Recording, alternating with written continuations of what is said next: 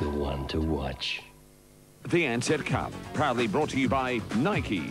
What are you getting ready for? Holden Commodore Series 2. Drive the pride, drive the passion, drive on. West End Draft. And Ansett Australia, official airline to the AFL.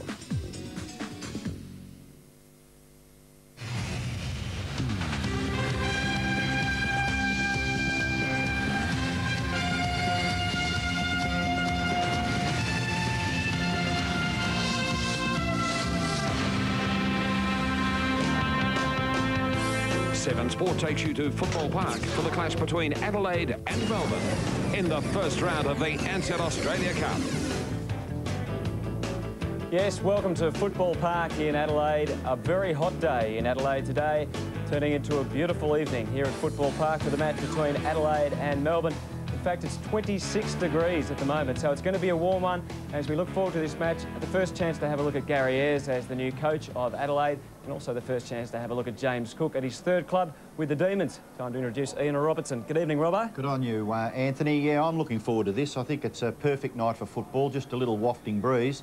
And the Crows have got quite a few of their senior players out of the squad, so they'll be trying some of the new boys. Melbourne, of course, have got pretty close to their best lineup. Just a couple, maybe Stephen Tingay of note, that can come in and add to their ability. Well, we've seen in the Ansett Cup a new format and also some rule changes. And I guess looking through all them, the one down the bottom is the one that people are still taking a bit of time to get used to and causing a bit of controversy. Yes, I guess we highlight it because it is very, very different. We've always given the credit to the fella that goes in and gets the ball in a pack of players, but that one's just going to get that little bit easier to understand the more we watch the game, and we just hope that with all the other rules that are in our great game, that the umpires can be consistent. Well, both sides are out on the ground at the moment, and we can see the Adelaide Crows getting ready for tonight's game. There's one of the new boys, Andrew Crowell. Let's have a look at the lineup tonight, and we'll start with the Adelaide Crows. Well, we do believe that that young fellow wearing number 1, Andrew Crowell, will start at full forward. We've got that on pretty... And the other new... Burn, Shirley.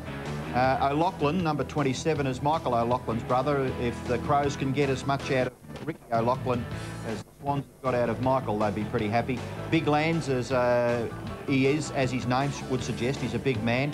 And Sikalella is wearing number 42, and Yerbury. The other 6 boys highlighted are all on the interchange bench.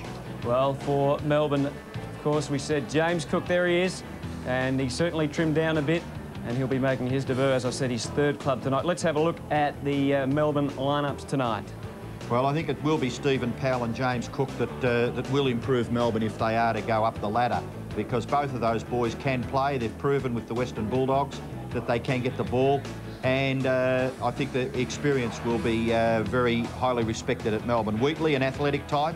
He took 10 marks and had 25 kicks in a Vic Metro under-18 match last year, so the Melbourne boys will be looking for him to maybe kick a few goals.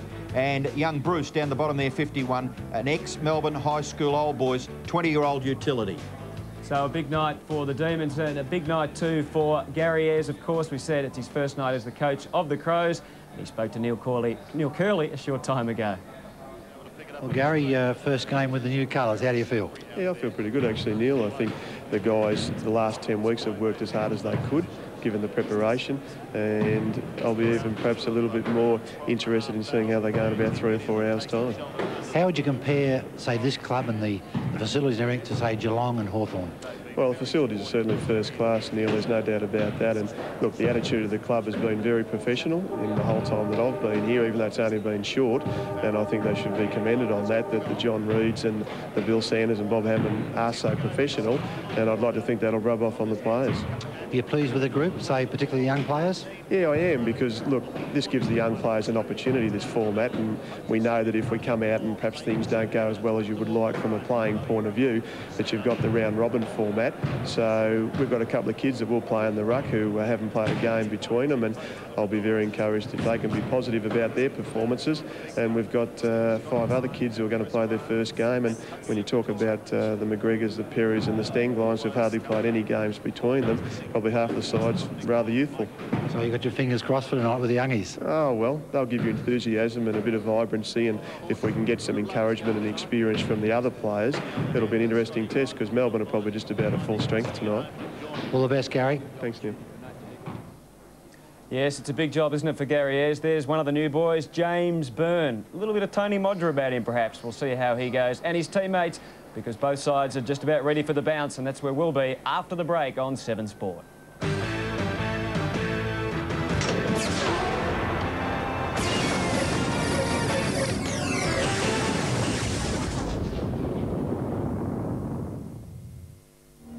A prominent woman stands accused of murdering her husband.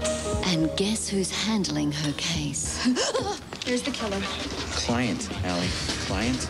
Right, to solve this one, Welcome to our unisex bathroom. 2 of TV's hottest shows are getting together. Oh, somebody was just here. The seat is cozy. We're warming you up for the new season of Ally. We don't like her.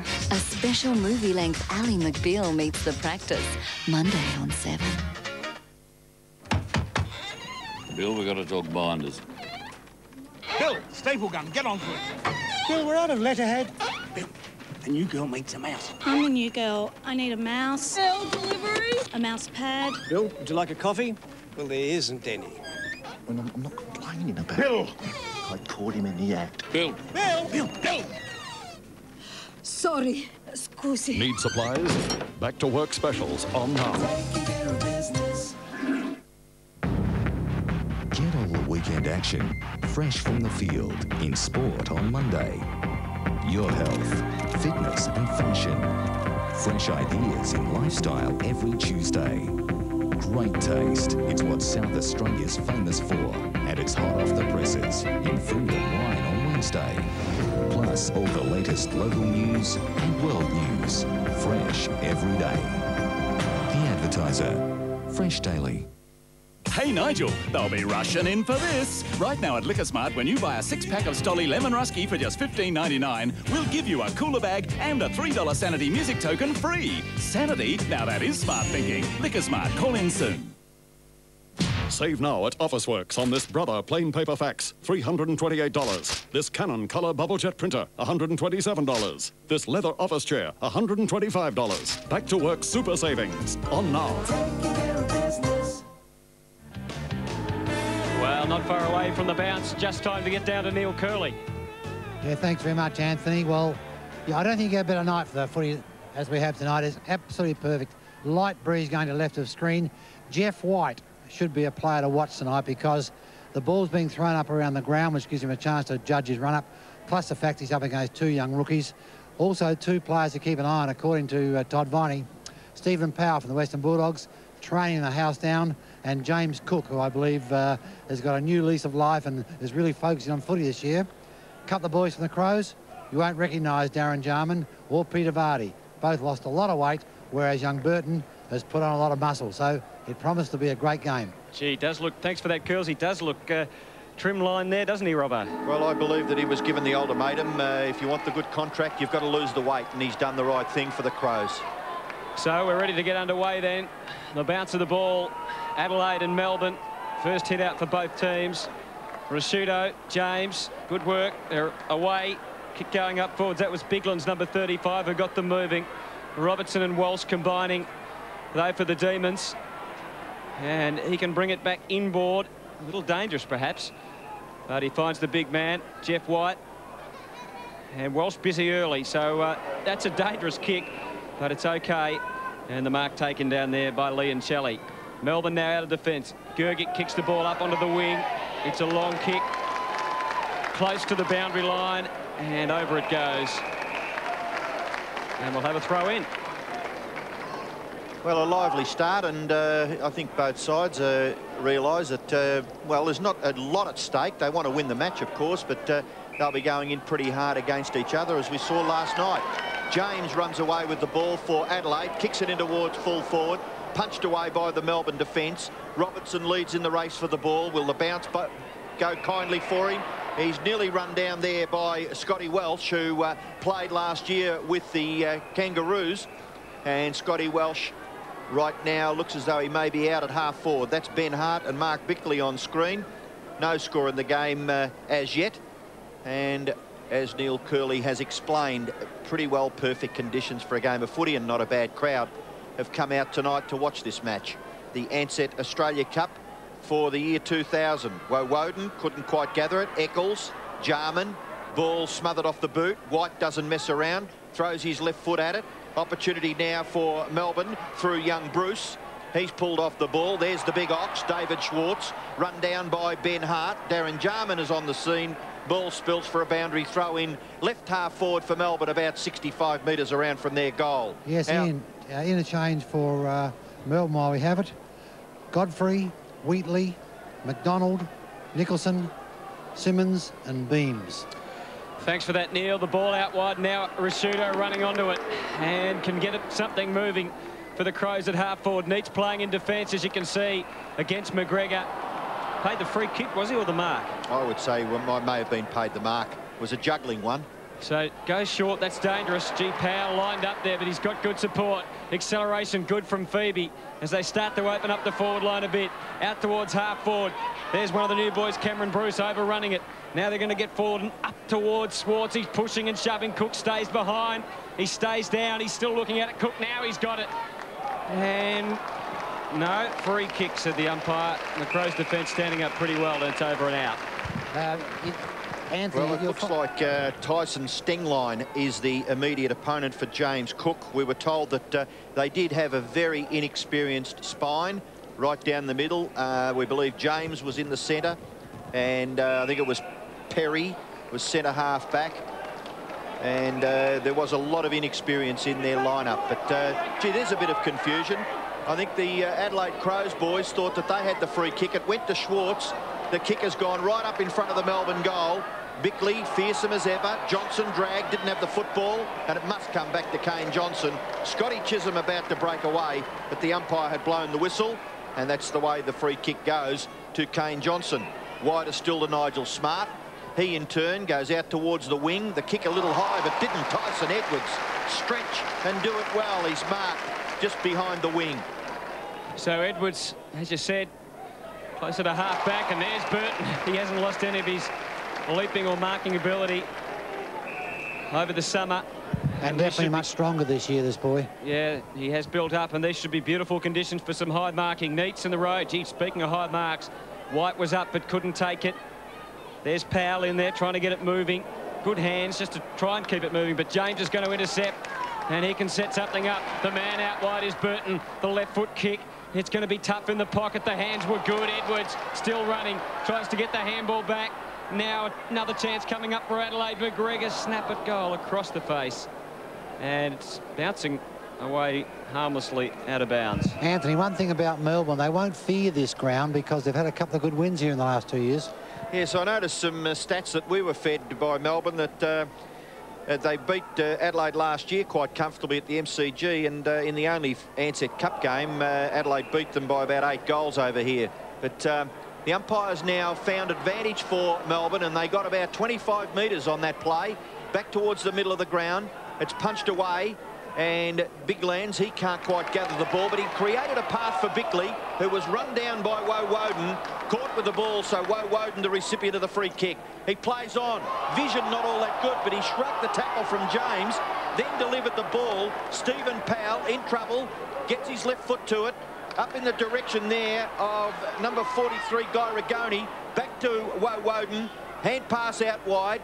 Phoebe, Stephen Phoebe not playing. That's Matthew Phoebe, of course, and the kick has been marked by David Schwartz. David Schwartz' performance tonight, and David Neats at the other end of the ground. Two of the, well, the key players in the captaincy rivalry as far as Melbourne are concerned, I'm sure, and David Schwartz, he is going back to shoot for goal. The match is about 5 minutes old. He's kicking from about 45. Should get the distance. He's a powerful kick of the football. It's a beautiful kick.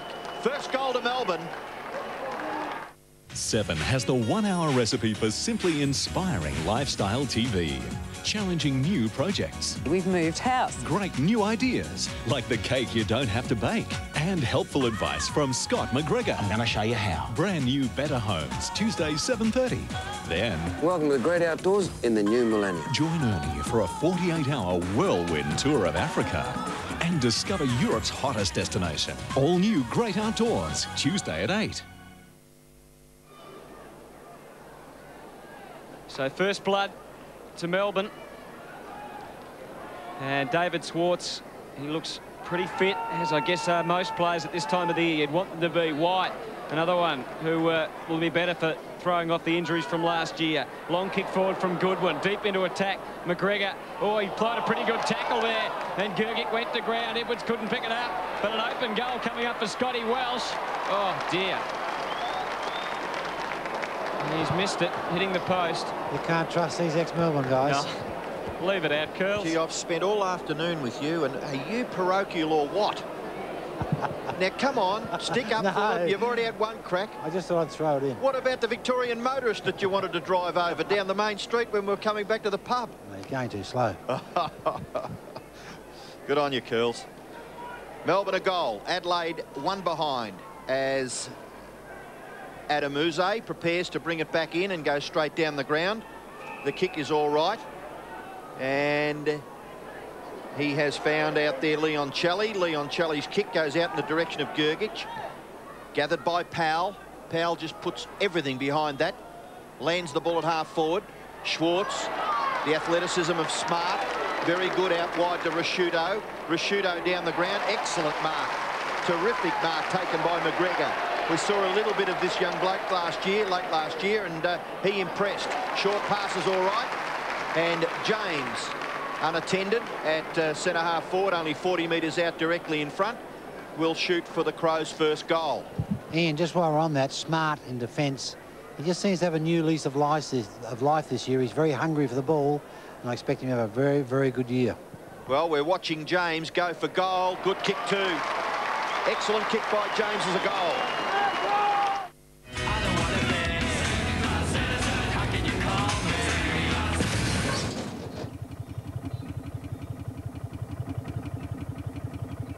Sorry, mate.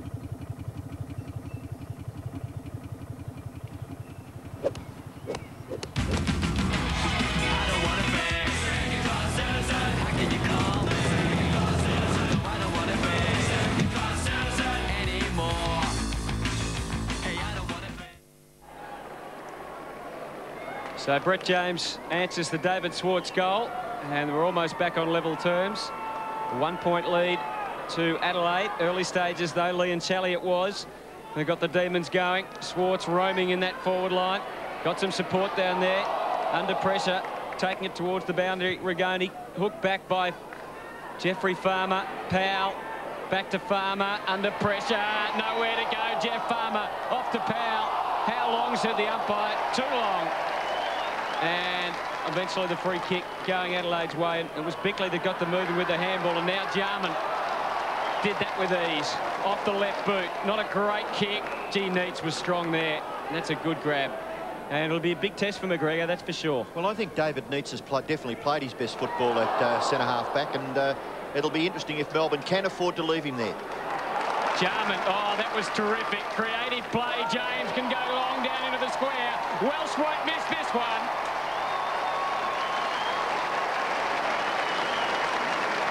So, Scotty Welsh, he hit the post earlier, and Curls called him a Victorian, but he's actually a South Australian anyway. And he's got to be a handy pickup, you would think. David Neitz here, the kick just a little high, and eventually in a crunch right in the middle of the ground. Darren Jarman was terrific with his hands to James, but James equally as intelligently spotted Welsh at the back of the pack, and Scotty Welsh has kicked the goal. But he's got quite a lot of skill. He can take a mark and he can kick a goal. So he's got to be a big plus for Adelaide, Scott Welsh. So they've kicked a couple now, the Crows. They lead by 7 points. And the umpire to restart play. Bounce probably favours the Demons. Jeff White and Kane Johnson. Leon Chelly throws his right foot at it. Bashed forward by Vardy. Just missed there by Neitz. The bounce was awkward. Burton will go for goal. Loves a long shot at goal. Brett Burton hooks the kick. That may be a mark. Has that gone over the line? It's Crowell. Gee, it'd be a good start for this young fellow if he can kick a goal. His first chance, he's grabbed it. And he will shoot from a very difficult angle. You can see there the boundary line. And what is confronting Andrew Crowell in his first attempt in this match?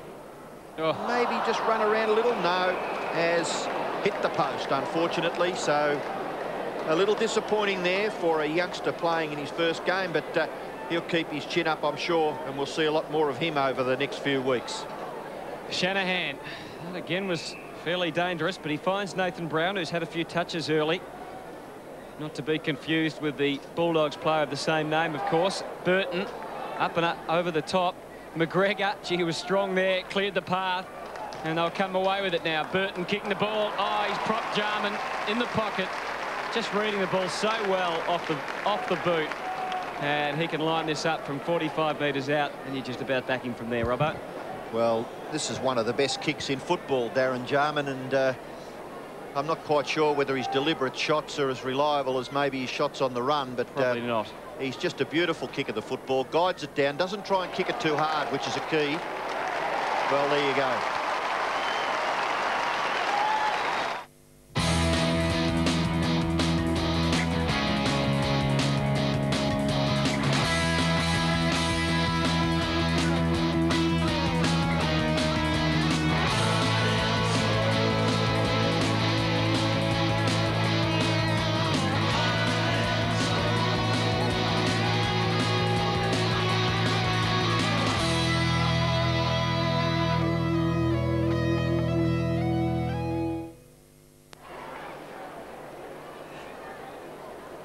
Curls, you referred to Jeff White dominating the centre bounces. How do you see the ground at ground level confrontations right now? Well, no, he's tapping. His taps are going to the Crows boys, which of course, you know, they're capitalising on.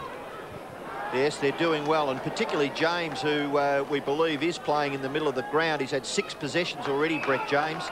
Umpire sees this as a all fair and above board, in and under. Leon Celli, the player with the ball. The umpire will ball it up just wide of the centre circle. That line is the edge of the centre square on the near side of the ground, the members' side of the ground here at Football Park. Woe Woden gathers. He's ridden into the ground, and maybe that's the way the umpire has seen it, yes. So Woe Woden will take the free kick. He's between wing and centre half forward. He'll kick the ball to within scoring range for the Demons. Back there's a marking contest. The ball hits the ground. A chance here for young Bruce. Very skillfully done and very well done. He's kicked a goal for Melbourne. Well done. Cameron Bruce. We mentioned from Melbourne High School Old Boys, just a 20-year-old. He's played 41 games in the reserves. He can play at either end of the ground. Well, if they're struggling, that's exactly what they'll need during the year, a goal kicker. And he did that pretty nicely. Watching again as he gathers, spins back past the All-Australian Ben Hart, and then throws it on his boot beautifully to get the goal. So it's a good contest so far. 3 goals to 2, and the Crows lead 7 points. An important one for the Demons there after Adelaide having a good run on. That was a great tap down the throat of Brigani. Couldn't hang on to it though. And it's the Crows going forward through Kane Johnson. Neats sending Melbourne back into attack, and there's a big leap. Perry, no mark paid. Phoebe takes it, handball to Bruce, couldn't pick it up that time. Rigoni had to be tough. He was. Phoebe, he couldn't hang on to it, and Rashudo over the top. They're not allowed to pick it up, don't forget, in that situation.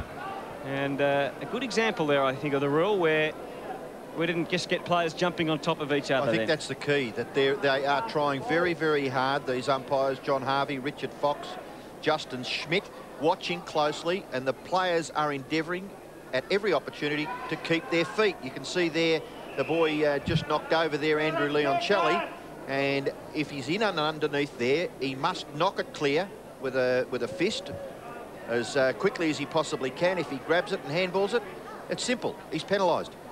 Johnny Harvey throws it up, and it's the Crows. They're going to get away. Good penetrating kick from Goodwin. McGregor a little out of position there. White, did he interfere? No, he was interfered with, said the umpire. Oh, Gergic there running into umpire Harvey. Free kick actually going to Walsh. So he'll kick over the man on the mark. Burton out wide. It's not the greatest of kicks. Made it pretty tough for Gergic, who gets the handball, gets them moving. Leoncelli freeing up Uze. Long kick. Cook's going to come out. He's behind. He's over the top. He got to the front beautifully. You know what was important there? That Adam Uze didn't lose the plot and just kept running to try and support the players. to where the kick came from. I think you said it was Walsh that took the free kick, got it down to the wing, and when Melbourne had two players maybe in a spot of bother, it was Uze who came out and kicked the ball up here for Cook to take the mark. Ian, I may be able to get the interchange in for the Crows. Byrne, Shirley, Connell, O'Loughlin, Sikalella and Yerbury. Well, thanks, Curls. Thanks, Curls, yes. James Cook, he certainly has lost a lot of weight, hasn't he? Oh, no doubt about that. But some of these guys, they can get paid pretty well. So to play this football, you've got to be fit, Anthony. Exactly. It's about time. And he's kicked beautifully. He's put it through. West End draft, thanks, mate. Yeah, it's about that time. Great job out there today, fellas. Yeah, Russ. So, how's it going? It's done. It's done.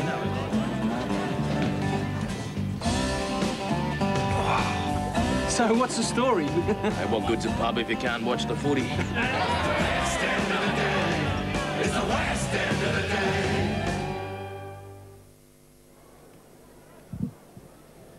So, before you start, there's a big congregation of players up in the Melbourne full forward area. Yes, there are. There looks like about 8, pretty close to that square there, Neil. As the Crows go forward once again, Jarman streaming down the ground. And that is emphatic as you'll ever see tonight.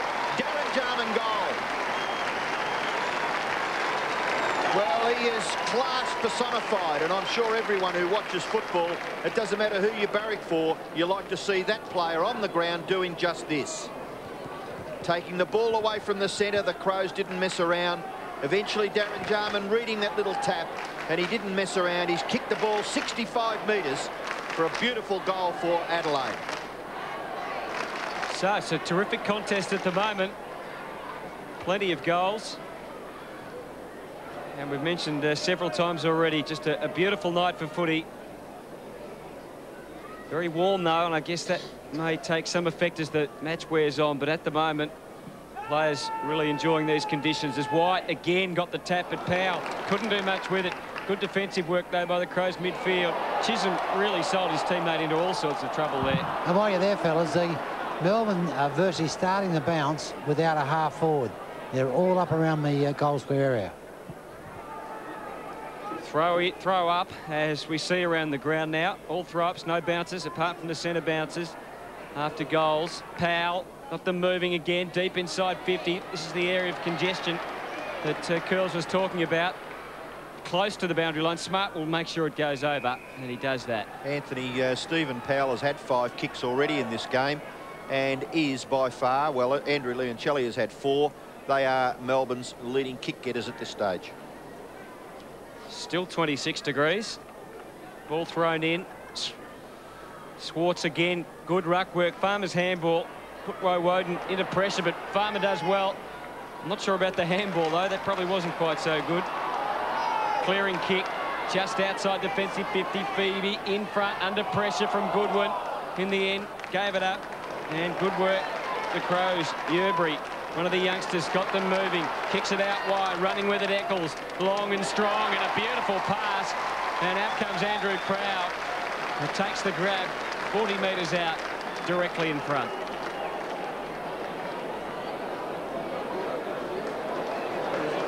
That was great movement of the footy, and as you can see on the end of it, he was well ahead of his opposite number 1 in Shanahan. The secret here is that he's got a shot from pretty well straight in front, and that's the slick movement of the ball that enables that to happen. The kicking's been at goal pretty good so far, and I don't think that's any exception. It's a goal. South Australia's Sports Star of the Year Awards, a glittering night of lavish entertainment from the Adelaide Convention Centre, including live performances by Bachelor Girl and Alicia Rome, hosted by Channel 7's Bruce Abernathy and Chris Dittmar, with James Brayshaw and special guest Dawn Fraser. And you'll have the chance to win tickets for 2 people to the Sydney 2000 Olympics. The advertiser Channel 7 Sports Star of the Year Awards, proudly presented by RAA Insurance, Thursday night, 8:30 on 7. Help him enormously. Adelaide 5-1, lead Melbourne 3 straight. Goals for Melbourne through Schwartz, Cook and Cameron Bruce, and Darren Jarman has kicked a couple for Adelaide. Good defensive work by the half-back there in Rashudo. The ball comes back here to Simmons. He gets the handball away. It's come from Ragoni to Woden. Dropping the ball at full-back there for Adelaide was Perry. Schwartz gets it out wide. Woden waiting for it to bounce. He forced to kick with the right. No, he can straighten up and go with the left. Gets good distance. Not quite the accuracy that he was looking for. So the first behind on the scoreboard to the Demons. Kicked by Shane Woden, who has given Melbourne tremendous service since he came over a couple of years ago. And he's been terrific around the midfield, half forward. The kick in, goes in short, and Smart has marked. So Nigel Smart hasn't got a lot of options at this stage as he looks up one across the ground. He's going to go short, and there's a man on the overlap. Edwards takes the mark. He's got a man deep and wide, and he finds him. Your guess is as good as mine. I'd just say it's probably one of those young fellas. It might be the young boy Stingline, who lined up at full-back on Cook. The silence was deafening, wasn't it? Well, I'm sorry, Anthony, but I'm sure as the game wears on, we'll get to know these younger faces in the Adelaide Crows. Johnson goes up the centre half forward, long kick. Target there, McGregor trying to work his way through and apply a tackle in the end on Liancelli. Jarman just got a little boot to the ball. Simmons overran it. Pressure going on there, Yerbury. Couldn't take it. Bruce for Melbourne. There's Yerbury over the top. No one can't pick it up when you're in that situation, and the umpire has paid the free kick. They're on their hands and knees. And the free kick going Melbourne's way, and it's Powell, I think, that's going to take it. So Powell kicks the ball out onto the wing. Target down there, Schwartz, but gee, Bickley just ripped it off the top of the pack, didn't he? Got it moving. Burton, Jarman into the pocket, running down with it. Barney can straighten up. He does. He centres it. Good kick, and Welsh only just held onto it, but very clever kick. One good thing, in front of Welsh. Sorry, Anthony. One good thing that's going to happen to Scott Welsh here, looks as though he will get quite a few games consecutively. Yeah. And I'm sure that a more prominent role by the look of it. Most definitely, and that's got to help an individual without any shadow of doubt. And the Crows will get some value out of him. Well, I think he might have pushed that one. No, he's put it through. Last year, it left you hanging. Help! But that was nothing. Jesse, if you don't stop, I'll shoot. Both know you won't. Returning Monday. Harry's coming to the States with me. He chose Ali. End of story. A new year. You're going to let your stupid pride ruin both your lives. I won't grovel. Are we seeing you then? Yeah. Relationships will divide. Lives will be shattered. The first week of Home and Away for 2000 is a killer. Catch all the drama from 7 o'clock Monday. It on an angle, and he put it through. So Adelaide have kicked their sixth goal, 6-1 to 3-1. They lead by 18 points, and we've got 2 minutes left in the first quarter. It's been quite an entertaining first quarter with 9 goals scored already. A pack of players close to the centre bounce area, and the umpire will ball it up once again. Ian, bad luck for Melbourne. Jamie Shanahan off. The long examination on his left knee does not look very good at all. Well, that's bad luck because he's a very important part of their defensive makeup. Jarman, James, slick use of the ball by James, pushed after he kicked the ball. So will the kick go down the ground? No, it's coming all the way back. How do you see that, Curls? Well, it was a split-second thing. I think the umpire is fairly correct. Well, James coming up for possession number 9. Puts it into towards the half-forward area. And it's kicked forward by Goodwin. Good pass too. And young Crowell presents himself and takes the mark on his chest. So going for his second goal in this first term, Andrew Crowell. He looks like he's a leading... He's not a tall man, not too tall, but he is a leading forward by the look of it, doesn't he? Well, that's good. And if you can get out there and the boys can honour that for you, I'm sure that... his confidence, I keep repeating the word confidence. He has a flying shot at goal. It's a beautiful kick. He's kicked 2. So 7 goals now to Adelaide in the first term. The fans are pretty excited about that. That young fella's pretty excited too. Scotty Welsh in the background. He's kicked a couple with Darren Jarman. 7-1 to 3-1. An avalanche of goals from the Crows late in the quarter. in danger of really splitting this game open at this stage. Jamie Shanahan has an ice pack on his right knee. Doesn't look in too bad spirits there on the bench. Well, you'd think if he was right, he'd be definitely on the ground, wouldn't you? Only 41 seconds remaining in this first quarter. Melbourne would love to sneak one before the break, but doesn't look all that likely. Ian, getting back to young Crowell, the Crows have been desperately searching for a full forward since Modra left the club. Of course, this kid may be the answer. Looks very good. Simmons doing some of the ruck work there. Rashudo, where he always is, on the bottom of the pack and getting a free kick. Anthony, Adelaide dominating in the air. They've had 18 marks to Melbourne's 6. 15 of those 18 have been uncontested, so they're finding space. Now James again involved. Good build-up by the Crows. Able to spoil the Demons, getting it down. It was Nicholson who did the spoiling. And Nathan Brown over the top of the ball. The siren ends any hopes of another Adelaide score. And at quarter time, a terrific quarter of football, very bright and good kicking at goal, which is always good to see. At quarter time, Adelaide with their noses ahead by 4 goals, 7-1-43 to 3-1-19. Yeah, no doubt that I think their ball handling, their ability to find a player in space, and that's obviously the endeavours of all the teams in the competition. If it becomes close and a bit of an infight, it's a lot harder to get the ball to your teammate by hand or by foot, uncontested.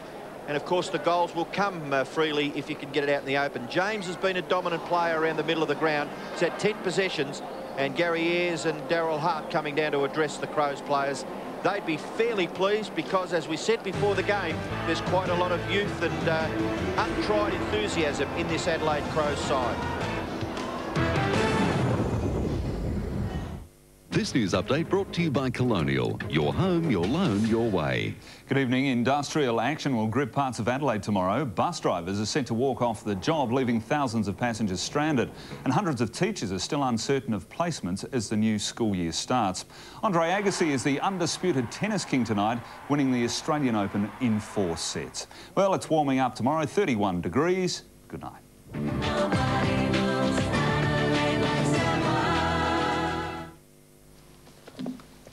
Good morning. Thank you for coming in, Mr. Jeffries. There's no doubt that Colonial have an impressive range of home loans, but the board would like to ask a few more questions. David. If we fix our home loan, can we still make weekly repayments? Absolutely. And vary our repayments to suit our changing needs? Oh, of course. Correct me if I'm wrong, team, but we'd also like a mortgage reduction facility with our loan. I can arrange that. Congratulations and welcome aboard. At Colonial, we design a home loan that suits you. Terrific. Colonial, your home, your loan, your way. Everyone's shouting at you. Buy now, limited time only, sign here. But isn't it time someone listened to you? Asked you what you want? Isn't it time someone communicated with you? There is a telecommunications company that does. We don't just talk, we listen, because that's what communication is all about. Because we know what you want, we can give you a better alternative. A company that's not too big for the individual, a smarter choice. A cheap way to make your calls, a closer relationship with us, a down-to-earth approach, a friendly voice on the other end of the line, advanced technology, reliability, assistance, honesty, a smile, and a little respect. Because what you want is most important, and we want you to talk. Tell us you want it faster. Tell us you want it cheaper. Tell your friend, happy birthday. Tell your granny you miss her. Tell Shane Warne he's your hero. Tell your parents it's a baby girl. Tell the world. Tell your boss you'll take that job. Tell someone you're sorry. Tell your neighbour to come on over. Tell a whole group of people. Tell your friends overseas. And hopefully you'll tell them about us. Because we believe everyone should be talking. Tell your friends about OneTel.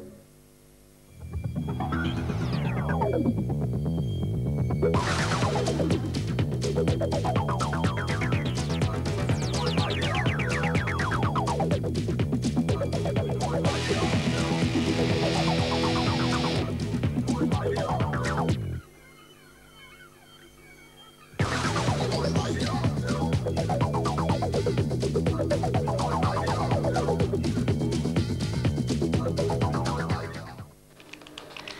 Colonial can give us a home loan at just 5.25% per annum. We've got a lot riding on this, Colin. You understand. Colonial, your home, your loan, your way. So a very bright opening quarter at Footy Park and Adelaide. 7-1-43 leading the Demons 3-1-19. Have a quick look at some match stats here, Robbo, and Adelaide certainly dominating. Yeah, I think the one that would concern Neil Danaher would be the marks.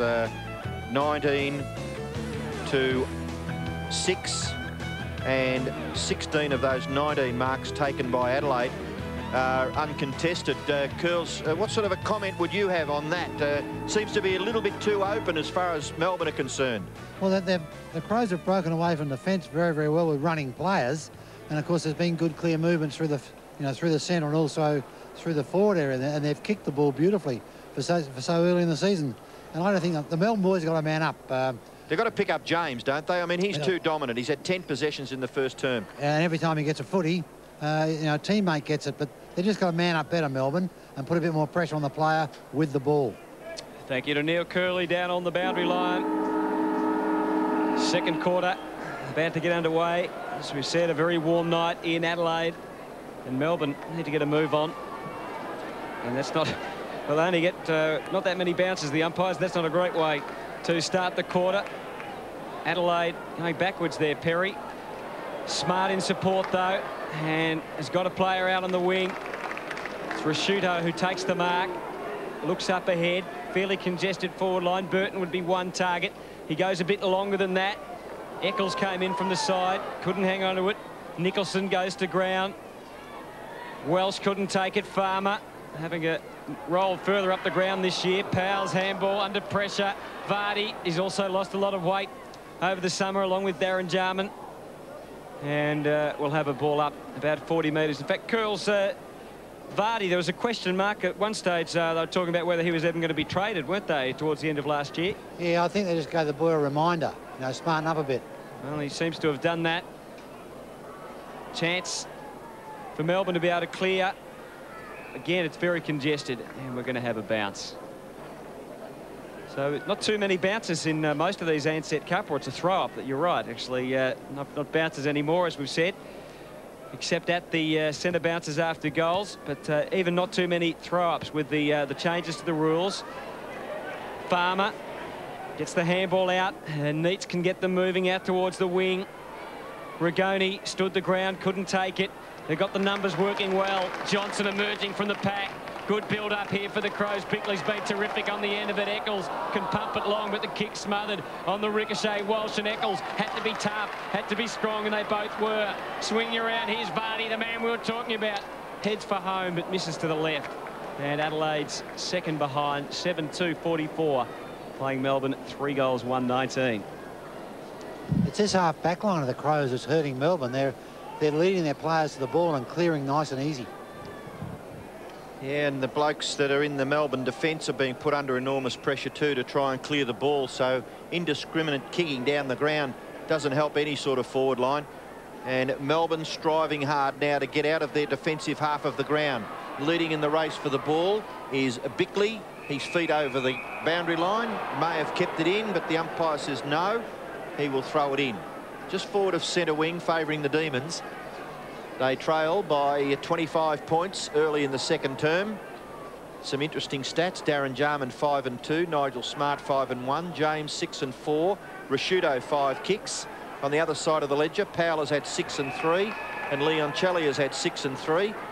So the Demons, the team stats at quarter time didn't indicate all that big a difference between the two teams, except for the uncontested marking, which Melbourne will have to tighten up and make sure that they at least man up and put some physical pressure on these Crows players. Leon Celli, now the Crows get it wide through Darren Jarman, and a good mark taken out there by Edwards.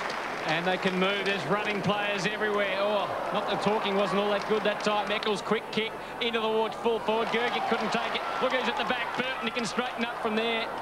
but he didn't kick it well at all, didn't make good contact, and a behind on the board. Adelaide, a couple of chances gone begging in this quarter. I think in golfing terms, Anthony, he got the yips. Just tried to steer that. There was no one in the goal square. He just tried to lob it in the square and hope that it bounced end on end through, instead of just going with all through and making sure it's an absolute certainty of it. 7-3-45, 3-1-19. Ball put back into play. And again, Bickley involved, always involved. The ball out on towards the centre of the ground now. Neats over the top. Adelaide going forward, a bouncing ball. Dangerous here. Welsh gets the handball back. Burton can screw it high into the goal square. The top of the square. No mark by Edwards. But Vardy pounces. Handballs over the top. And young Crow runs in and puts through his third. For countless centuries, the most dangerous and hostile lands were home to the most innocent, spiritual, and savage tribes on Earth. On their wedding day, brides are dragged from their huts and beaten. Now, after half a decade filming, as the Western world rapidly forgets them, Mike Willesee tells their stories, and what a world he's discovered. The Last Warriors, coming in 2000 on 7. So third goal to Andrew Crowell, wearing the #1 Guernsey. Woodville West Torrens here in the South Australian Football League was his previous club. White gets it down. Leon Celli, a quick left foot to it. Lands the ball at half forward. Taken away here by Perry. Perry's kick will land close to half forward. Neats. His immediate opponent is McGregor. Just a little tap forward. Toe poke by Darren Jarman. Falling over was important because that let Gergic through, and he goes straight down the ground. The ball bounces awkwardly. Schwartz, he's after it, but Farmer gathers. Left foot snap, well done. It looks straightforward stuff, but gee, that's skillful. He's a natural right-footer, Jeffrey Farmer, and he put that on his left and steered it through beautifully for the Demons' 4th goal. Well, it's going to be interesting to see Farmer's role this year.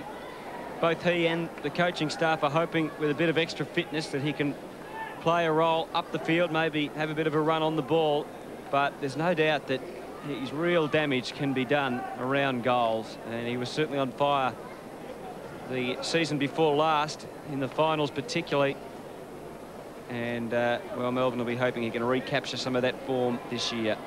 Well, he gets down there, he's nippy, he's quick, and he has to be a goal kicker, doesn't he? So, centre bounce, big Biglands getting the ball down the ground. Phoebe, Woden now. Oh, the handball. All Crows there. Eccles losing his feet, but got the handball away. James and Perry combining, and now they can build. Jarman, long kick to centre half forward. Burton may have interfered with Gergic just as the ball arrived, and it's going to be a Demons free kick. No, it's actually going to Neats, and he can find Simmons out at half back. He'll have to go long, didn't have an option on the wing, so he goes long in the Schwartz direction. Used his body against Perry, sweeping at the back. Hart just delayed the handball beautifully. Smart to Perry, back to Smart, now to Jarman, and they build again on the wing. Burton made position well in space. Smart had kept on running. Receives, dashes through half forward. Terrific build-up. Up to full forward. Crow couldn't take it this time. It's a loose ball. Vardy's kick was run down, bouncing towards the boundary line. Gergic, a handball, trouble for Neats. Had to be strong. Look at Crow. He rode the bump well, as did Walsh. Oh, Neats. Again, he had to make sure that he didn't try and pick it up when he was on the ground there. And so he didn't lose his footing, and eventually the ball, as you can see, over the line. Anthony, I think going back to on Jeff Farmer, what they're looking for is more consistency. He has that big one and a couple of little ones. Yeah, that's exactly true. He had a brilliant final series, as I said, but he could put it together through the season. It would certainly be a huge benefit to the Demons. And we've got another ball up. Well, no, we haven't. We've found one of those controversial free kicks, I think, Anthony, where one of the players went to ground and here. It's Tyson Edwards and then handballed. So the umpire, they do make that decision, and they do make it correctly. It's just for us to probably understand it a little bit more and a little bit quicker. Demons will go forward. That's young Bruce getting the handball to Scotty Chisholm. He left it behind in the finish. Bruce went in to help him out. Chisholm got the ball back. Leon Celli over his left shoulder. lands the ball in the area of Woden, beautifully tackled by Nigel Smart. Kick off the ground by Bruce, gets it in towards half forward, overrun by Perry. Schwartz intelligently done. The goal is kicked by Stephen Powell. Well played, Demons.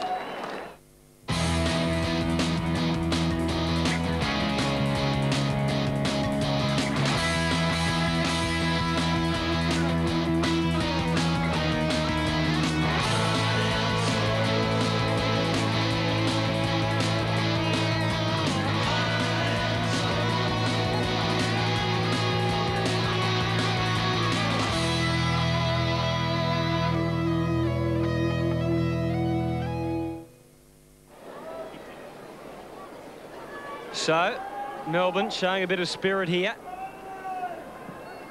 Terrific goal kicked by Powell, and maybe they can go forward again. No, it's the Crows. Johnson, Burton streaming through. Look at that. He can straighten up from 40. Deserves a goal. And doesn't quite get it. Just didn't quite have the carry on it. Welsh crashed to the ground. Close to the boundary line. Nicholson. He looks like he's slimmed down a bit too. Up to half-back. And Walsh, it was, riding the handball. Not good for Uze. Crow went to ground. Uze, that was clever. Fortune. Well, we'll give him the benefit of the doubt. Long kick. McDonald overrunning it. He's going to have to double back. Smart got the handball. Eccles. It may have been Rashudo, in fact. Pressure on.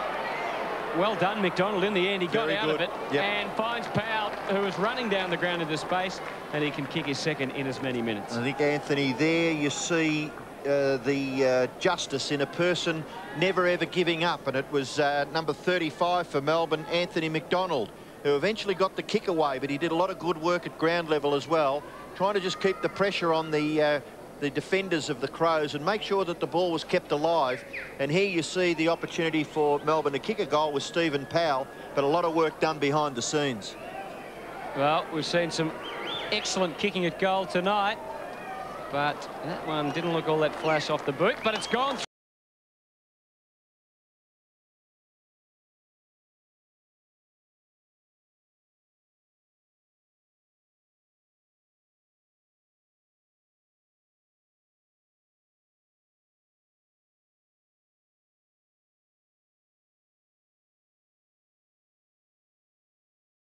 Been extended to 2001.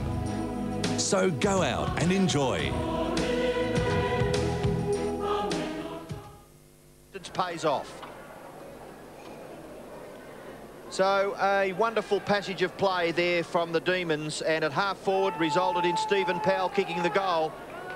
And back in the centre, Burton takes the ball away. He's been good, hasn't he, Burton? Just slipped off the side of his boot. Adam Uze, not prepared to kick it with the right on the first occasion, then did Matthew Phoebe and Simon Goodwin, the combatants out there on centre wing, and it goes over for a boundary throw in. 8-3 plays 6-1, so that margin is back now to 14 points. The big difference here in this quarter is that the Melbourne boys have followed their coach's instructions. They've manned up better, and they're putting pressure on the player with the ball. Very important that that happens, and James getting what I would have thought might have been his first kick for this second term. He had 10 possessions in the first quarter. Now the ball is with Robertson. He can throw it onto his left, waits it beautifully. Opportunity now for Gergic. He runs around and gets onto his preferred right and kicks it nice and long in towards half forward. Big high flyer there was Farmer. His job surely is to stay on the ground and get the crumbs. Nigel Smart, Perry, in turn goes out wide. Oh, strong mark. Scotty Welsh. Is that Victorian? That's him, Curls. But I tell you what, he came from West Adelaide. Yes, he's a good lad. Yes, and he'll add some flavour, I'm sure. Eccles kicks the ball in towards centre half forward. Opportunity for Stephen Powell. Walsh plays the ball in front of himself, and then Matthew Phoebe, but the ball is coming back. Maybe they didn't think there was an advantage there for the Demons, so the ball has to come all the way back to Uze at centre half-back. And across the ground it goes, and the mark taken there by Robertson onto the wing. So just gradually building here. Gergic off his right boot, up to 50. Big pack of players there. Schwartz stayed down. Smart kept his footing beautifully. Got the handball moving, but good interception work. And again, Powell, who's been in and under quite a bit. has had 9 kicks, 3 handballs, and a couple of marks. Robertson, short. The build-up, Leon Shalley, good kick. And there's Beams on the end of it, takes the mark. And probably with a little bit of breeze behind him, could just about make it from there. I think he's a pretty good kicker goal from memory. Yes, he's a goal kicker, but you highlighted Stephen Powell. Add to all of his stats that he's kicked 2 very important goals in this second term to bring the Demons back to within just a couple. And Beams, if he can kick accurately, it'll be 8 points the margin. Well, he's going to kick from right on 50. And it's a beautiful kick right through the middle. So another goal to the Demons, and they've really edged back towards the end of this quarter. Well, we've still got 8 minutes to go in the quarter, but it's been a much improved performance by them. Oh, look, I think they had enough possessions. I think we highlighted the fact that the possessions or the statistics at quarter time were not that much difference between the two teams except for those uncontested marks. And that's where they've tightened up. They're making sure that the Crows, if they get the ball, they're going to get it with a bit of pressure on each and every one of their opponents. So the bounce of the ball back at the centre. Scotty Chisholm in the foreground with Andrew Eccles. 8-3 play, 7-1. Just under 8 minutes left in the second term. Jeff White, but the ball comes back to Leon Shalley. His left foot kick towards half forward. Strong stuff. If it wasn't a mark, it's certainly been paid as a free kick to David Schwartz. And he's going to take the kick from centre half forward. We saw him kick a magnificent goal at the other end of the ground early in the first term. This distance should not be a problem for the Ox. David Schwartz and David Neitz mentioned earlier that Melbourne yet to appoint a captain. Schwartz goes from centre half forward. The ball floating away just off to the right and through from behind. A disappointing result for Melbourne. David Schwartz has kicked 1 goal, 1. Their leading goal kicker is Stephen Powell, who has kicked a couple. Hart bring the ball back into play. Oh, a bit of a fumble and a bit of trouble, but they might get out of it in the end. Edwards, after receiving the handball from Stenglein, but getting in the road there, Woden, and wheeling around onto the left and can really pump it long.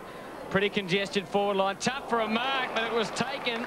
Cook, I think it is. And he's taken, I think, only a couple of marks tonight, but both of them have been excellent marks. That is his second mark. And James Cook should be able to convert this. Well, I guess if you're a full forward or a person that the team is relying on to kick goals, and he can get round the average of, say, 3.5 a game, Melbourne would be pretty happy with a 70-goal return this season from James Cook. He's going for his second now, and we're yet to reach half-time. Well, the equation for him here, as you can see, just 30 metres out, and that is a beautiful kick off the boot. So the Demons are right back in this one.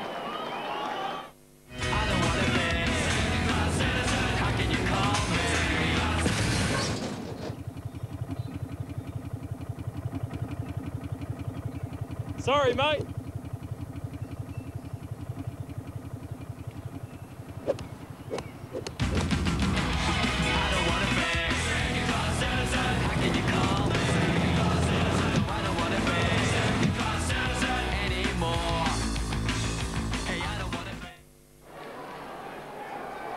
So just to point the margin here, Adelaide got out to in excess of 4 goals. They were, I think, something like 27 points in front at one stage in this second term, and it's back to just 1 point between these two teams. Stephen Powell tried to crash his way through. In trouble there for Adelaide was young Yerbury, but they got the ball forward. Nearly the mark taken by Burton. In trouble there was Ben Hart. Chance now for Eccles. Tapped away. Gathered by Crowell. He's confronted by Chisholm. And the ball in there underneath young Crowell as the umpire decides on a bounce. Melbourne to make a change. Leon Shalley, it is, by the look of it, coming off the ground to be replaced by Rigoni. Ball up at half forward. Bickley down to James. James gets good distance. A high kick towards half forward. No mark taken by McGregor. Punched away. Under pressure now, the Crows forwards. Jarman playing for the free kick. Run down by Rigoni. Got the handball away. Still good pressure being applied by the Demons on their last line of defence. Bickley's kick has been well marked. Beautifully marked by Goodwin by the look of it. right in front of goal, only a matter of 25 metres out. Well, what a lovely mark. We talked about the conditions and the good kicking. I guess it's excellent conditions too for high marking, and beautifully judged. He got up very early, didn't he, but managed to stay up. Goodwin's shot at goal is true. It's a goal. Watch it, talk it, live it and love it. Sport.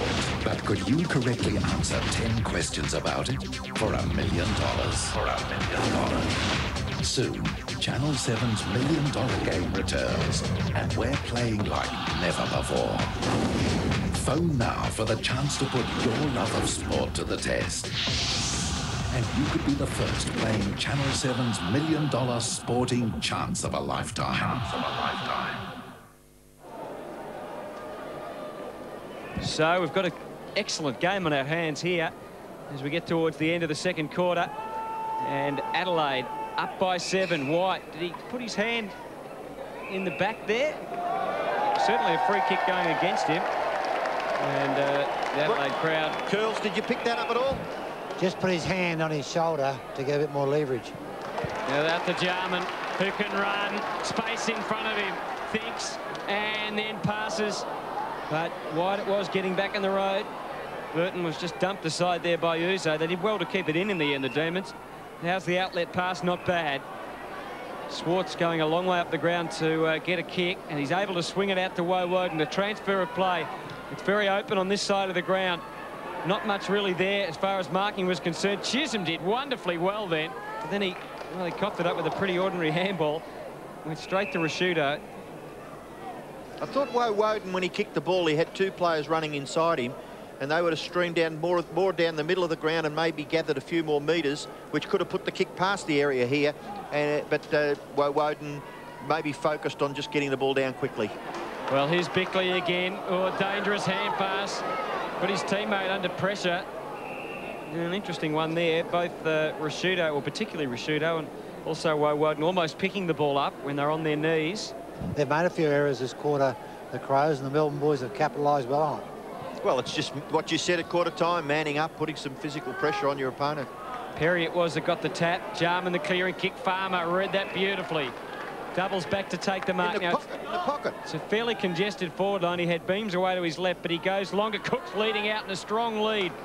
Unable to take the mark, Bruce, and his kick hasn't gone far enough. No, didn't go far enough, but Perry streaming out of defence. Kick looked beautiful off the boot and hit James on the chest. Plenty of options for James out of the middle. Oh, he got a bit lost there. Too close to the man. Then he kicked the ball up the centre half forward. Trying to crash through there, McGregor. Clearing a path for his teammate. But it's Nicholson that grabs it and sends Melbourne back to centre half forward. But only as far as Tyson Stengline. And he gets it across to Johnson. And now, through Goodwin, they can go into attack. Out to half forward. The build-up is good. Eccles' kick is beautiful. And on the end of it, Welsh. And he can, well, maybe line them up. Maybe line them up. He's outside 50.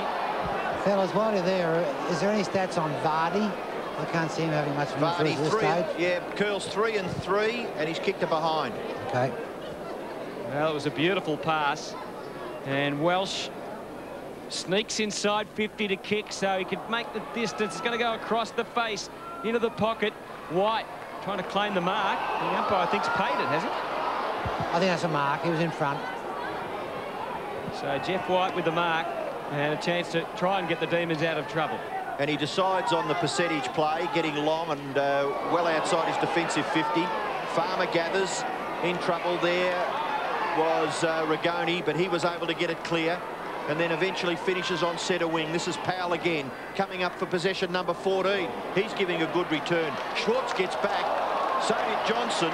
Did Schwartz interfere? He did, by the look of it. Free kick to Johnson.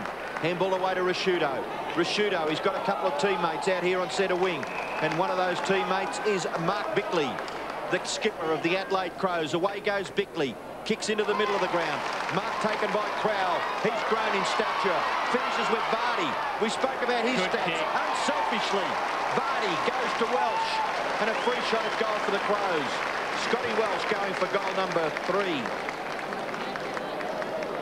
Well, they're finishing the quarter strongly now. And Welsh has, well, and Crowell both have proved to be very handy additions to the forward line. We're watching Scott Welsh, just 21 years of age, 36 games and 30 goals with the Kangaroos. He's kicked his third for the Crows. There's magic here. Magic and surprises in a fascinating premiere special. We've been through sandstorms, bandits, minefields, flat tires, breakdowns. Survive the Sahara. Premieres Monday, 7:30 on 7. It ended the year with one of the most powerful cliffhangers ever seen. I want you to be my wife. Now the new series is everything you hoped for. He's back. Have dinner with me. I'm a good cook. TV's best drama, The Practice, returning soon. So closing in on half-time, and Adelaide just sneaking back ahead. But an excellent contest, and White trying to get them moving the Demons out of the middle. Jarman held up, and we will have a bounce. This is an area where Melbourne have tightened up, that they haven't allowed the Crows to break clear with effective handball. They've really smothered them very quickly. White getting to the front, using a bit of experience there to get it down to Lee and Shelley. And Cook takes another strong contested mark.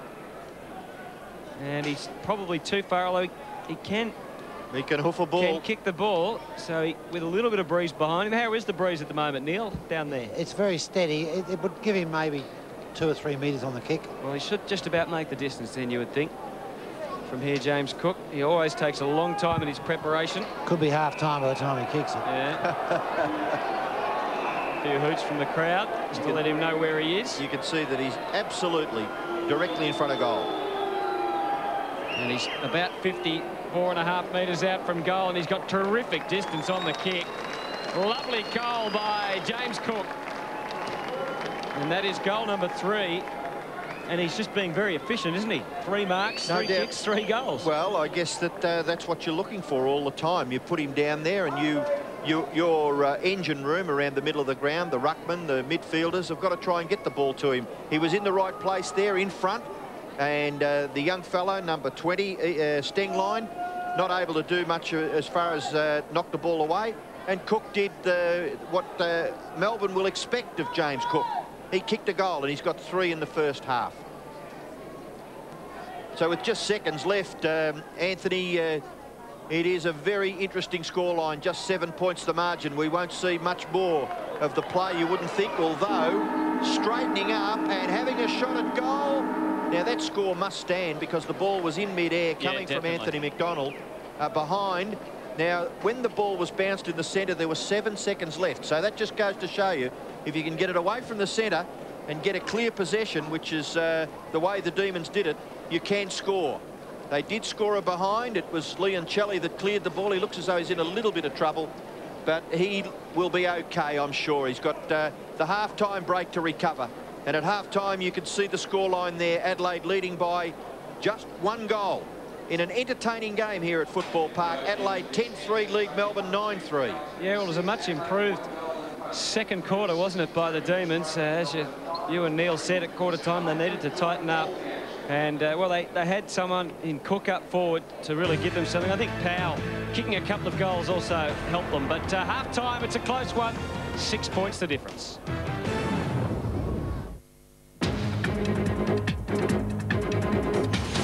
Hello again, and a great day for the start of the new school year, and it's going to stay pretty hot for most of the week. On local waters, afternoon and evening sea breezes 15 to 20 knots, seas rising to 1.5 metres.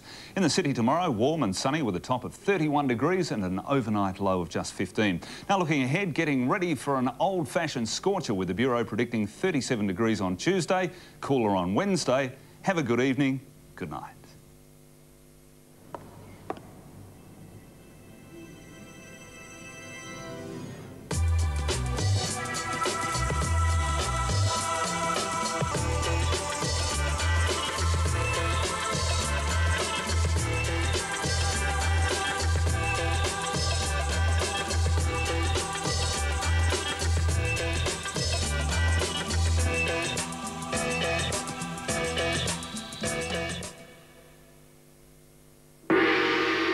Bilo $2 sale is on now. 5 50-gram Kellogg's cornflakes. $2. 1 kilo Yoplait yogurt. $2.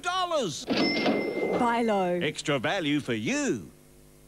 Keeping family together, made clear and simple by B. Buy the Nokia 5110 for $1, and you can join our Be Together 24-month plan for $20 a month. On the one contract, you can also get a second phone free, with no monthly access fee and up to $10 of free calls a month. So you can give one to your mum, your sister, husband, best friend, anyone. Check your newspaper or call 13 30 20. B, we make mobile phones clear and simple. If America has a voice, it is Willie Nelson's. On the road again. Willie Nelson and family. Just can't wait to get on the road again. Together on the road again. You were always on my mind. Performing his timeless classics and more. To all the girls I've loved before. Willie Nelson and family. Country music's living legend in a very special performance. Book at usual outlets. Right now at Chicken Street, when you upgrade any burger or roll combo for an extra $3, you'll not only get a 600ml Coke and large chips, you'll also get a Coca-Cola Extreme Fingerboard. That's got to be the most extreme value around and around. Do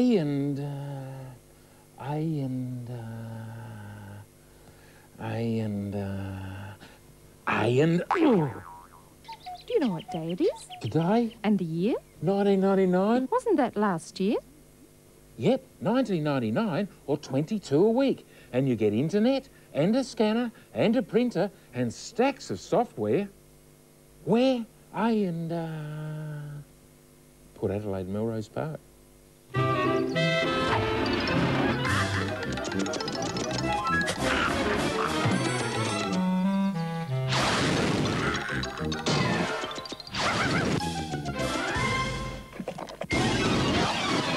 Keeping all your insurance in one place has its rewards. If you have your home and motor insurance with SGIC, we'll help you save with a 10% discount off both.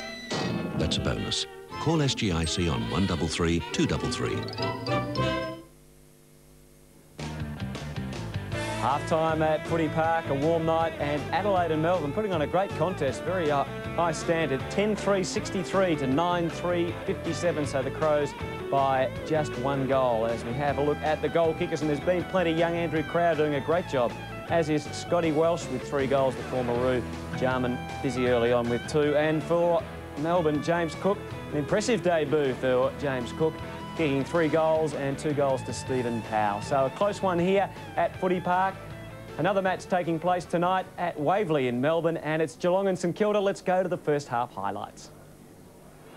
We might have another throw up yet. No, Andrew Thompson breaks clear. Riccardi, he's laid a couple of good tackles already. Charles is in there, flips the ball up to Jones. And this is pretty good here for the Saints, and a big chance for a score through Begley, and Begley gets the goal. Here's Burke, turning in a circle, into Young. Young keeps it low for Elliott. Ooh. He obviously heard the voice, and it's going to set up the Saints second. Tim Elliott, point-blank range, taken by David Clark, son of David Clark, who played for the Cats. Oh, terrific mark by Wakeland. Oh, too high for Young. Look out, Ronnie will kill you in this situation. Spriggs, well done. Good hand pass. Chance for a Geelong goal, and at last they're on the board. Wouldn't think so. McLaren out to the top of the goal square. Hall couldn't take the mark. Mitchell's back there. Hall, good hands. In goes the hand pass, and a shot by Beetham. He's got it. And burst out of the centre. Just outside the 50. Jones. That's a clever kick, putting it out in front of the forwards. Big bustling Barry Marks. I'd reckon he'd have a big year. Ball. Yes. Oh, that is the mark of the Ansett Cup. Darryl Wakeland, thank you for coming. So some good highlights there, some lovely marks. But the Cats, it is in front. Not the kicking's all that good though. 4-11-35. St Kilda 5-4-34.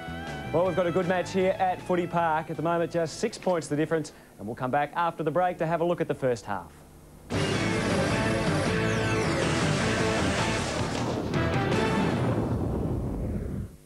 A child's future depends on quality education, so what's in store for South Aussie kids this year? What do parents want from schools, and what can they expect? I do think parents are concerned. Back to School 2000 on 7 Nightly News. To get you up in the morning, 2 alarm clocks, just $2, and then 20 rolls of toilet paper, just $3.99, and then you use the toothpaste. Colgate, just $1.59, amazing price, or the spearmint, just $1, or the Oral-B indicator toothbrushes, just $1. If you do smells in the car, $2 car air fresheners. Cunningham's, we're with you all day, every day. Hanging pots, just $2, and window planter pots, just $2. New store, Mount Barker. The 10 tenors, they are coming to your town. The 10 tenors with their merry tenor sound. Critics rave, they sing their praise. 10 most gifted men. A night of nights, a true delight. Multiply by 10. So, to the show you'll have to go, for as you can see. Don't miss the 10 Tenors, appearing at Her Majesty's Theatre, 19th of February. Proudly presented by Mario Maiolo. Book at Bass. From the tip of Cape York to southernmost Tassie, the savings are as big as the country during Woolworths Aussie-wide Best Buys. Race to Woolworths, where there's big savings for all Australians. Like 500-gram Papa Giuseppe's frozen pizza, just $2.99, save 46 cents. 2-litre Coke, only $1.67, save 73 cents. And 250-gram Nescafe Blend 43 instant coffee, a low $7.99, saving you $1.45. Hurry in during Woolworths Aussie-wide Best Buys. Australia's Woolworths, the fresh food people. Australian Rail Travel Centre gives you one of the great rail journeys of the world with this unbelievable 9-day holiday. Travel from Adelaide to Perth on the famous Indian Pacific and tour the highlights before flying to Broome for 3 nights. Then either fly or connect with the legendary Ghan to return home. This fantastic all-inclusive holiday starts from only $1,610 per person. There are other great rail journeys too, so call Australian Rail Travel Centre now on 8231 4366. If you love songs from Ally McBeal, get ready to do it all again with Heart and Soul, all new songs from Ally McBeal. Featuring more hit songs from the hit TV series. Baby, don't you break my heart slow. You'll laugh, dance and cry with Heart and Soul, all new songs from Ally McBeal. Be one of the first to walk through the new Adelaide to Crafers highway tunnels. Tickets only through Bass are just $5 each, including booking fee. Free buses, courtesy of State Government and Passenger Transport Board, will ferry all walkers to and from the tunnels. You also have a chance to win a new Mitsubishi Magna Executive V6 sedan. For bus travel details and Magna entry forms, see the advertiser. Organised by Rotary, supported by these organisations, with proceeds going to charity. The Mitsubishi Tunnels Walk, February 19th and 20th. Book at Bass. On Today Tonight, a dodgy employer ripping off Adelaide kids, hiring them to sell novelties at Sky Show, I've worked all day for $2.50. forcing them to sign contracts without their parents' consent. Some even end up owing the boss. 6:30 Monday. Half-time at Footy Park and a fantastic contest. Adelaide in front by 1 goal. 10-3-63 to 9-3-57. Well, Todd Viney, of course, a great player for the Demons. Now he's got an assistant coaching role and he's down with Neil Curley. Yeah, thanks, Ann. Well, that was a better quarter, Todd. Yeah, much better. I think we started to control the ball a little bit better and we didn't get cut up by the Crows midfielders much. I think their counter-attack out of their defence was very good and we got caught out early. Got a little forward set up where a lot of players are starting deep down in the goal square and not many around the half-forward area. Yeah, this year we've got Gary Lyon looking after the forwards and he's keen to try a few different things, and I guess it's all about creating a bit of space for your forwards, and the midfielders need to get it out of the centre as quick as they can. I think they did it a lot better in that quarter. Todd, there are a lot of uncontested marks by the Crows in the first quarter, and Brett James cut you up. Obviously that was a concern at quarter time, and who is Brett James' immediate opponent? Oh, look, he certainly did really well. I think probably Leon Shelley gave the job after about the first 10 minutes in the first quarter, but he does sneak out pretty well out the back when the ball goes into our forward line, and if you're not concentrating, he'll get plenty of touches, but hopefully we can quieten him down in the second half, but he has been one of their better players. And from an experienced campaigner's point of view, you've got pretty good value from the 2 Western Bulldogs boys, Stephen Powell and James Cook. Yeah, well, Powell's done really well, kicked 2 goals in a midfield role, which is really good, and Cook's marked 2 really good balls and kicked 2 goals out of nothing. So he's certainly performing up to what we hope he can. Todd, how are you coping being off the field? Yeah, well, I think it's a little bit harder work than actually being on, trying to keep up with all the rotations that the Crows are doing at the moment with the midfields a little bit different, and I guess you get trapped into just spectating, but now that I've got a specific role, I've got to try and focus in a bit more, so it's pretty hard. Todd, just one for your supporters back home, Jamie Shanahan. Looks like a little knee injury. Oh, I don't know whether it's a knee or a ham. I think it might be a little bit of a hammy, so he's had a bit of a prior history with hammy, so we hope that he might only be a couple of weeks. Well, what about Neil Danaher? How's his attitude going into this year, Todd, after a pretty ordinary year last year? Look, yeah, certainly last year was very disappointing, but he's been very focused and very energetic in the lead-up. But once you get into that box, no matter whether it's Ansett Cup or a real game, he's pretty intense, pretty fired up, and just hoping that we can play well in this second half and come away with the win.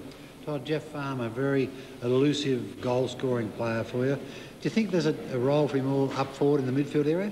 Yeah, we've been trying hard over the last 2 years to get him up there, and he's worked pretty hard on his fitness over this pre-season. So if he does the work and gets himself really fit, we reckon that there is a spot up in the midfield for him. Jeff White had a bit of an average year last year towards the end. He just dropped away a bit. Do you think he can come back to what he showed a couple of years back? Yeah, look, I think 98 was an exciting year for him last year with a knee injury early pre-season, putting him behind the 8 ball. But he's had enormous work ethic over this summer, and we're really confident that he can get back to his best. And we've got young Troy Simmons to help him out, where last year we didn't really have anyone to help him out. He had to do the whole game, and so I think with the 2 we can have a pretty potent ruck attack. Todd, thanks for your time. Back to you, Anthony. Thanks, Neil. Yes, they'll miss him, won't they? Todd Viney out on the field, but doing an assistant's role. Well, in this Ansett Cup, we've got a great trivia competition for you. Let's have a look at all the details. Ansett Australia, the official airline of the AFL, is running an exciting competition during the 2000 Ansett Cup called the Ansett Club Membership Trivia Competition. To be in the running, all you have to do is join your club or be a current member. Watch 7 Sports coverage of the Ansett Cup for the weekly membership trivia quiz questions. Then ring the membership hotline on 1300 367 001 and join your club or quote your 2000 membership number. This week's question is, Wayne Carey absolutely flew to take this mark in the 1998 Ansett Cup. Did he go on to kick the goal? A, yes, or B, no. So ring 1300 367 001 and you could win some great prizes, including 2 people flying Ansett to 4 interstate games with their team during the home and away season, a double ticket to the Brownlow Medal and a night at the Hilton on the Park Hotel, and 2 tickets to your club's grand final breakfast and the 2000 grand final at the MCG. Plus 16 runners-up prizes of a weekend trip to an interstate game, club merchandise, jacket and bag. So get on the phone now, see your team fly during the 2000 Ansett Cup and win. Well, great competition there, and we've got a great match here in the Ansett Cup. The first half's over. It's a 6-point lead at the moment to the Adelaide Crows. Some terrific goals already. We'll come back after the break and have a look at the second half.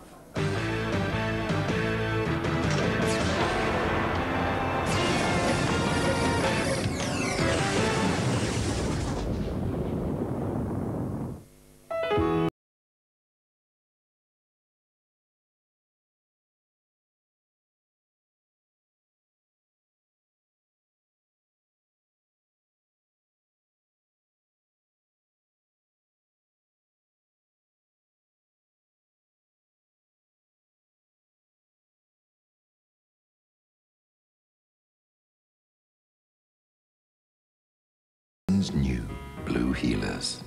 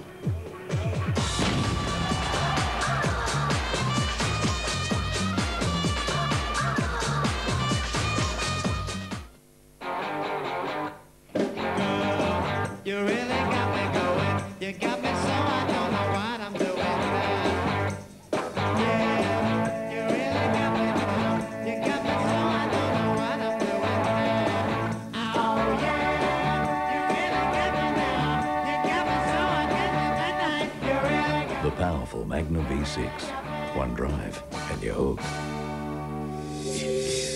Mitsubishi. Have you secured your seat yet? AFL season tickets.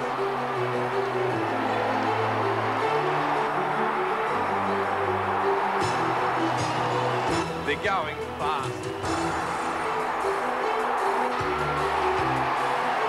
AFL footy. Call the club 9 to 8 p.m. Monday to Friday 8447 9900. We'd like to see you, because you ain't seen nothing yet. We'll tell your life like a story, and it'll be a real adventure. Hit it! The Boy from Oz, the smash hit musical all Australia's raving about. Over 1 million people have already seen and loved this brilliant stage sensation. Every Australian must see The Boy from Oz. Don't you miss out. Final performances on sale now. Must close February 16.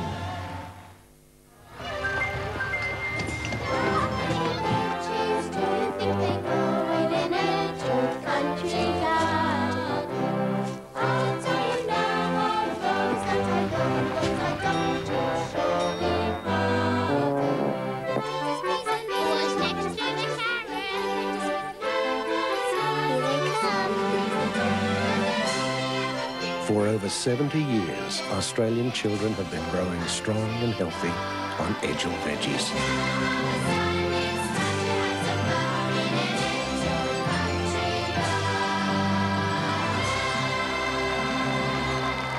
You just can't buy better than Edgell.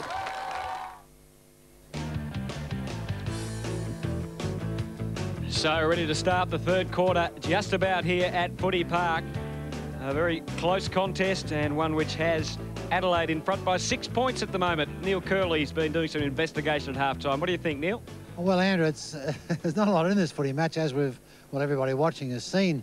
Just talking to Jimmy Steins a second ago, and he informed me that Melbourne's last win was against Adelaide at G, and that was going back in round 13 last year, and they've not won a football match since. So they'll be hungry for a win. And listen to Todd Viney, they did fight their way back. They've changed their game plan just a little bit. They still have this set up with a lot of, I don't know if the camera can show it at the opening bounce, where they have at least 5 forwards gathered around the goal square and a great big open space. Well, in the first quarter, the Crows defenders were coming out first and meeting the ball and sort of rebounding the ball very well. Melbourne did tighten up in that quarter, and they were getting out a lot earlier with the Crows players, and of course that got them back into the game. This quarter is going to be an interesting one. It could go either way. Yes, thanks, Neil. Well, interesting stat. They haven't won since round 13. So Melbourne certainly will be hungry for victory. And we're underway in the third quarter, and White gets them going. Pumps it forward. Uze running onto it. Can really pump it from there. It'll go close. It'll go very close. And the umpire says it's a free kick against Cook. I think from adjacent to that incident, you could see the umpire indicating that he was being held by the jumper, and so the free kick was awarded. Connell and Kane Johnson combine and get the ball down to Rashudo. Rashudo is at right half back, just outside his defensive 50-metre, kicks the ball back towards the middle of the ground. Number 44 for Melbourne is Nicholson. 17, Scotty Welsh, gets it across to Edwards. Edwards kick across his left shoulder towards full forward. Good contest there between Neitz and his opponent. And now the Demons try to clear their half-back line. Nicholson can't break away. That's Nathan Brown. His right foot kick was ineffectual, and taken to the ground is Peter Vardy. The umpire will ball it up. About 60 metres around from the Crows' goal, between wing and centre half forward. The umpires officiating in this Ansett Cup match here at Football Park. The senior person there, John Harvey. Now the umpire's found a free kick, has he? No. Given the all clear for a boundary throw-in. 63 plays 57.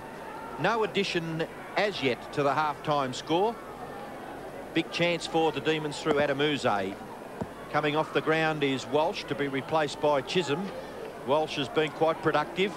He picked up half a dozen possessions in the first half. Farmer well tackled. Crowell tries to break away. Kick forward there by Johnson in towards the forward pocket area. Now a combination here. Connell unselfishly goes back and finds Vardy. So Vardy to shoot for his first goal. He's kicked it behind. While we're there, fellas, on the interchange, for the Crows, Byrne, Shirley, Burton, Eccles, Sisolella, and Urubury. Sicolella.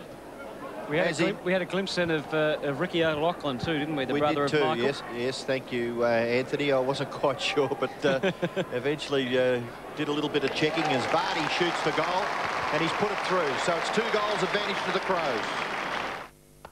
Restaurant, a casino. What are you doing? On first draw. Well, we won't have to actually look back. Why do you think we hired the ledge? Smartest move we ever made.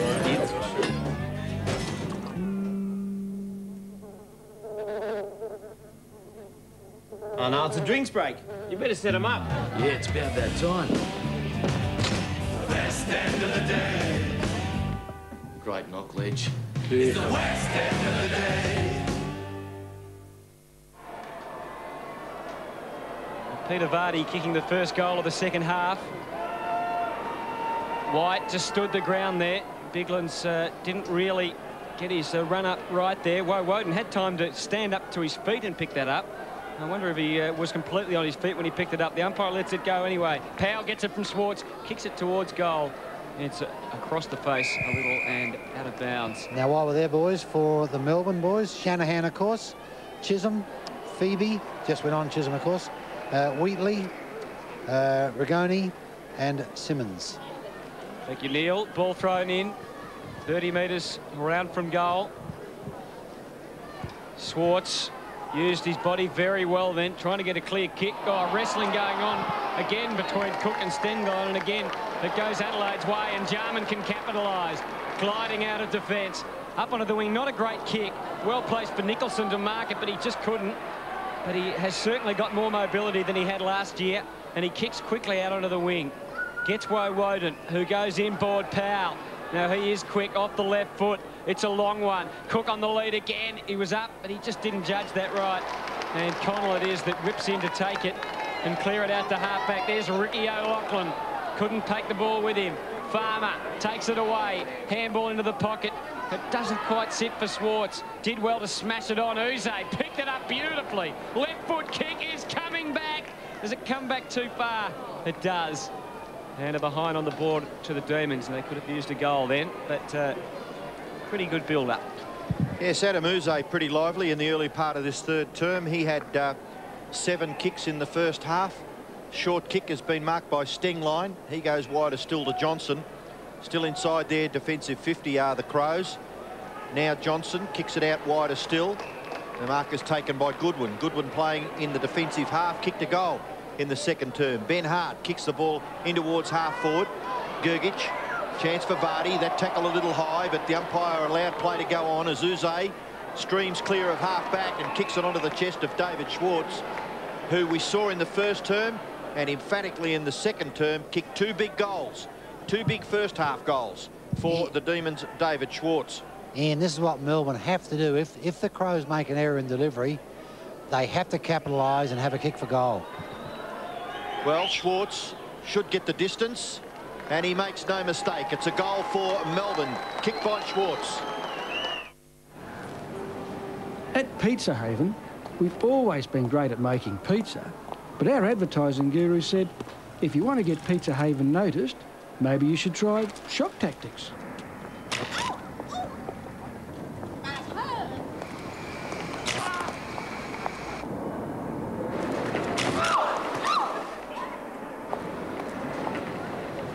Thank goodness we know how to make great pizza.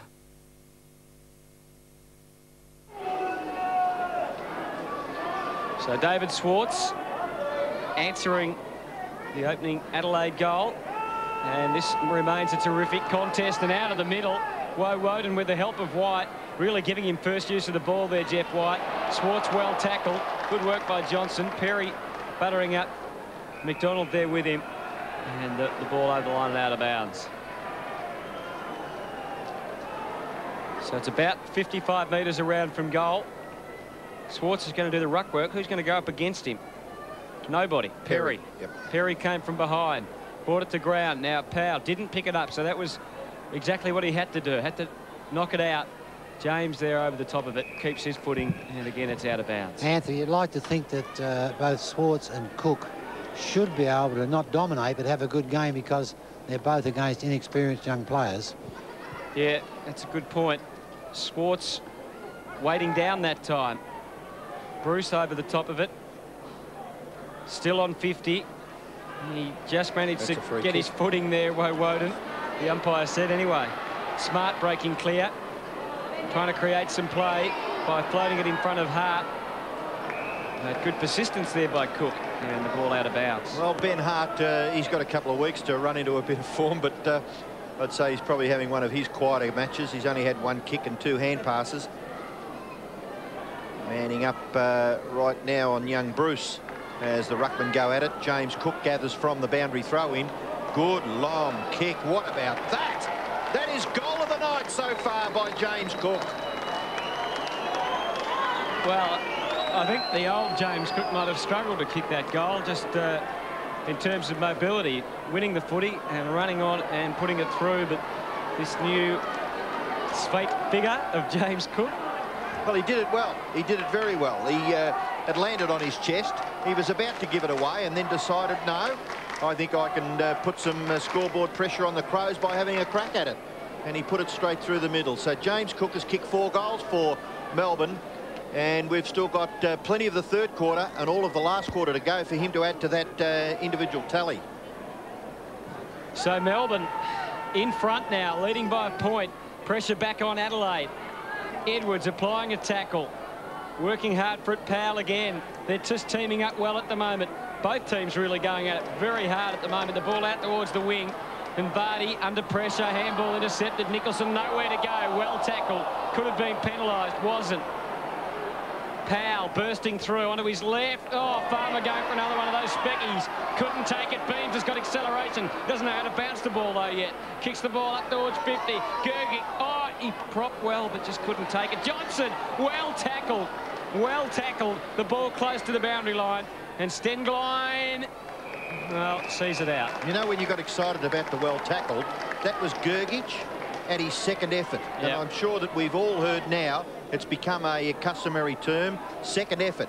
Couldn't take the mark, got back down at ground level and put the pressure on the Adelaide Crows defender trying to clear the ball. Well, a good example of the spirit that Melbourne are playing with at the moment. They lead by a point. Rashudo takes it off the pack. Dangerous kick. Farmer, can he keep it in? Oh, he did. Clever play back to Bruce. Bruce wheels around onto his left. It'll have to be a pretty good kick from there. And it wasn't good enough. But it increases the lead by a further behind. And so Melbourne now lead by 2 points. Well, there was another example of a young player showing the confidence to just take control of the football and instead of just going on his preferred side maybe, duck back and had a crack at it with his left foot and did pretty well. Not able to kick accurately. Stephen Powell gets it away to Robertson. Robertson bombs away.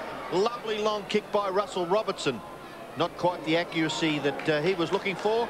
Just off the hands of the pack and through for a behind to Melbourne. Russell Robertson, his first score. Sorry, Curls. That's okay. Young Byrne getting ready to come on for his first run. Well, he was the boy with number 6 Guernsey, who, Anthony, I think you said looked a little bit like Tony Modra. Yep. And Modra started, I think, in that Guernsey with Adelaide. So, oh dear, Rashudo getting himself into trouble there and just gets himself out of it, looking for O'Loughlin. Gergi not quite paid the mark. Beams there with him. O'Loughlin kept it in. Didn't think that was a great idea, but he must have known that Edwards could come through. Edwards slaps it out. Back towards O'Loughlin, close to the boundary line. There's a lot of fiddling going on there, isn't there? And the ball out of bounds. Players paranoid about going to ground and having to pick the ball up. And good passes of play by the Crows has really dried up. Melbourne inside 50 11 times in this quarter so far. Adelaide just 1, going with a little bit of breeze advantage at their backs. Connell couldn't take it, but good support at the back. Long kick forward by Nathan Brown. Up towards full forward. Farmer couldn't take it. Cook, can he keep it in this time? Yes, he can. No, he can't. And bad luck, James. And the ball to be thrown in. You know, I said earlier, you know, you mentioned about James Cook losing a bit of weight, Darren Jarman losing weight, boys being issued ultimatums. I mean, the rewards are there for them to play this level of football over the next 3 or 4 years, and they can sit back and maybe relax as they get a little bit older. David Schwartz now trying to break away. Scotty Chisholm having a flying shot at goal. Scotty Chisholm, a high kick into the pocket. No mark to Uze. Still Uze gets his left foot to That's a goal. Oh, Johnny it's Harvey. A goal, but he's paid a free kick. Johnny Harvey's ruined it for everyone. Unbelievable kick by Adam Uze. He was under pressure, threw it onto his left foot. It's wobbled through. And if you want to ruin a good party, Johnny Harvey, you've just done it. We're going to have a look at that one again when we get the next break in play. I don't know if we can put it in the goal of the year competition or not when it wasn't counted as a goal, but it was a beauty. Connell clearing out to the wing. Here's Biglands, couldn't take the mark. Quick kick forward for the Demons, but Edwards getting back to chop it off. And it does that pretty well. Connell onto the wing again. One-on-one contest. Chisholm almost beaten for it by Rashudo. Hits the ground and a bounce, or a throw up as it is. Boys, interesting move by the Crows. Young James, who dominated the first quarter and has been useful, is off. And Paul Wheatley has just come onto the ground at the expense of Cameron Bruce. Paul Wheatley, we just saw there the incident from earlier where Adam Uze did kick a goal, but a free kick was given against him. But Wheatley is on the ground for his first run as the Crows go forward. Connell again. He's had 4 or 5 touches in that passage of play. Jarman has given the free kick away and he's not happy. Well, Roden doesn't mess around. Wide hand pass to Neitz. Neitz down the ground. The rebound footy here sees Schwartz. Can he break away? He can get the hand pass to McDonald. McDonald has a look. Nearly run down. Got a kick out wide. Brown and Ben Hart. Little tap away by Brown. Can't control the football as it rolls away from him over for a boundary throw in 50 metres around from the Melbourne goal. They're applying much better pressure now, the Melbourne boys. They're really putting the Crows players under constant physical pressure. 3 points the margin in favour of the Demons, 11-6 to 11-3, and we've got 8 minutes left in the third term. Schwartz penalised there. Didn't get rid of it. Perry, kick a high one. Edwards under pressure, but just did it so well. Laconically takes it away. And goes in towards half forward, all Melbourne there. No excuse for that, Anthony. When you break clear like that, he's done all the good work and then kicked it straight to the opposition. Now he looks that way well, and he's got a short option on the wing, and that's Powell. He marks and unloads. Inside 50. Schwartz propped pretty well. Couldn't take the mark, though. Johnson under a fair bit of pressure. There he is, the Modra lookalike, James Byrne. Kicks it up onto the wing, and the mark is taken there by Biglands. So Biglands sprinting along the outer wing up towards 50, and Neitz in front. Well tackled. McGregor, good hands. Rashudo can kick it into an open square, and Ricky O'Loughlin bangs it through. West End draft, thanks, mate. Yeah, it's about that time. Great job out there today, fellas. Yeah, right. So, how's it going? It's done. It's done.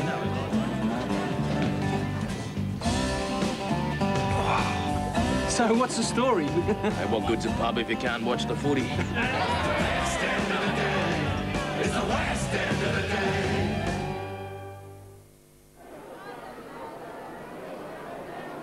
So Adelaide get the lead back. 3 points is the margin. 7.5 minutes left in the term. Jeff White up high. Tried again. Good hand pass by Farmer. Out in front there for Melbourne of Godfrey. Cook. Out wide Beams. Left foot snapshot by Beams. Punched away by the Crows' defence. Through for a rush behind to Melbourne. Now, boys, it's Sick Olela. He's just gone onto the arena.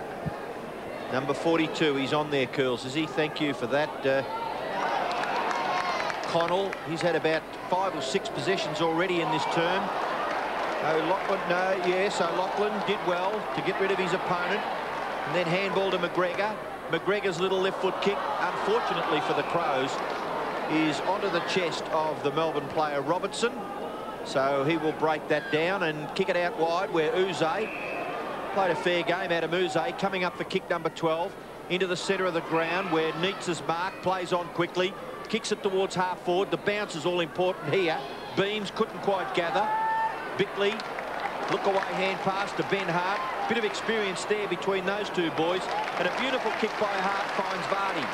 Vardy can run and then unload. No mark that time, Crowell. Going in hard, Burn. Hurt the Demons. Through Brown. Able to get out of trouble. McDonald, who's been pretty good since he's come on the ground. Out it goes, Beams. Heading towards full forward. Swartz playing there now. Cook from the side. Swartz just couldn't break loose. Does he deserve a free for that? He does, says the umpire. What do you think, Robbo?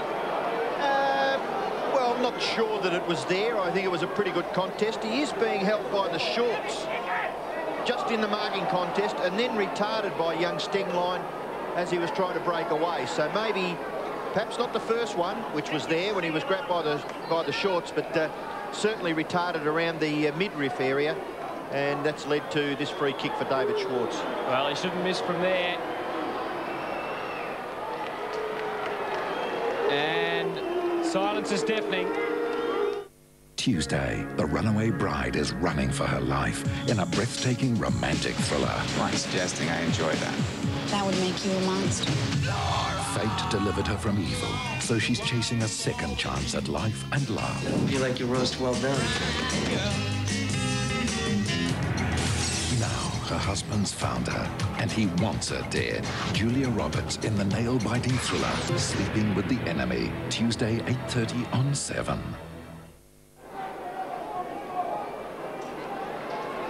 Four points the margin in favour of Melbourne after that goal. The third for David Schwartz. James Cook has kicked 4. Stephen Powell has kicked 2. For Adelaide, Crowell has kicked 3 and Scotty Welsh has kicked 3. Woden has been pretty good. His kick has been marked by Darren Jarman. Woden, 18 possessions. Little kick there by Nathan Brown, important. Now it gives the chance to McDonald to break through there. It was difficult, but he found a path. Farmer, snapshot at goal by Jeffrey Farmer across the face, and that is out of bounds on the full, according to the goal umpire, who is helping out right down there deep in the pocket. David Schwartz, no argument. We'll give it back to young Stengline. Tyson Stengline playing back there for the Crows. Stengline and Perry started in those key defensive posts, and they haven't played much football at all up against Schwartz and Cook. Kick nearly marked by Leoncelli. Woden gets the hand pass away to Powell. Powell goes towards goal, trying to get the distance. Hooked it a little and threw for a behind, but Stephen Powell would be pretty happy. 17 kicks, 5 hand passes, and 2 goals. Could have nearly been 3 on that occasion. Yes, and we're starting to see Jeff White's dominance at the centre bounces now. He's really taking control there. Yeah, he's been feeding his players too more directly, hasn't he? As the match has worn on. Hart bringing it in. Marking contest. Paid Adelaide's way, and Yerbury has done a couple of nice things. One of the many youngsters in this side. Here's another one. Perry takes the mark, and they need a score here, but it's all Melbourne back there. Scotty Chisholm floating across the last line of defence. The umpire's blown the whistle. I think it might be 50 metres. Don't know whether that was to Melbourne's advantage, actually. They were away on that far side of the ground. At least that it means they can take a more direct route. I think they've still got that option on if he can get it down there on that outer side, but he goes, well, to no one really through the centre of the ground, but beautifully picked up by Rigoni. Good little vision, and the kick over to James Cook. Just a nice little dappy one, and Cook just propped nicely there and can line it up. He's already kicked 4 goals, James Cook. Well, I mentioned about his average of 3.5. I mean, there are going to be days during the year where he's going to be held, but I just repeat what I said earlier. If he could average that for Melbourne throughout the season, I'm sure they'd be happy with the return. They need, I think I said last night, you need to kick something like 15 or 16 goals to be competitive in most matches. And this boy might be just what they're looking for. Well, his kick is going to struggle to make the distance, but it does enough. It clears the pack. It's another one to the Demons. West End draft, thanks, mate. Yeah, it's about that time. Great job out there today, fellas. Yeah, right. So, how's it going? It's done. It's done.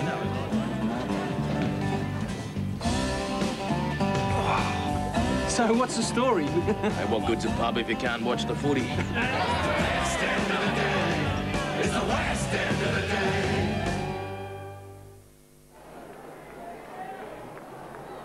So we're back here at Football Park where Melbourne lead now by 11 points. It's been a very interesting tussle. The Crows led by 24 at quarter time. They led by 6 at half time. And presently Melbourne have the advantage. Rashudo trying to do something about that. Kicks the ball towards half forward. And judging it better than anybody else at the back of the pack was Darren Jarman. And he will shoot from directly in front. He'll have to kick the ball about 50 metres to score a goal. I don't think distance will be a concern here, and he'll certainly get that. Yeah, he's a beautiful kick of the ball, and Woden... I don't know how the ball managed to get through to him there. Well, the other boys just jumping a little early and perhaps the ball carrying further than they thought. But have a look at this. Just drop an oval ball in his lap and he'll do the job for you. He is a master. Darren Jarman. 3 goals. And the Crows, well, they hit back.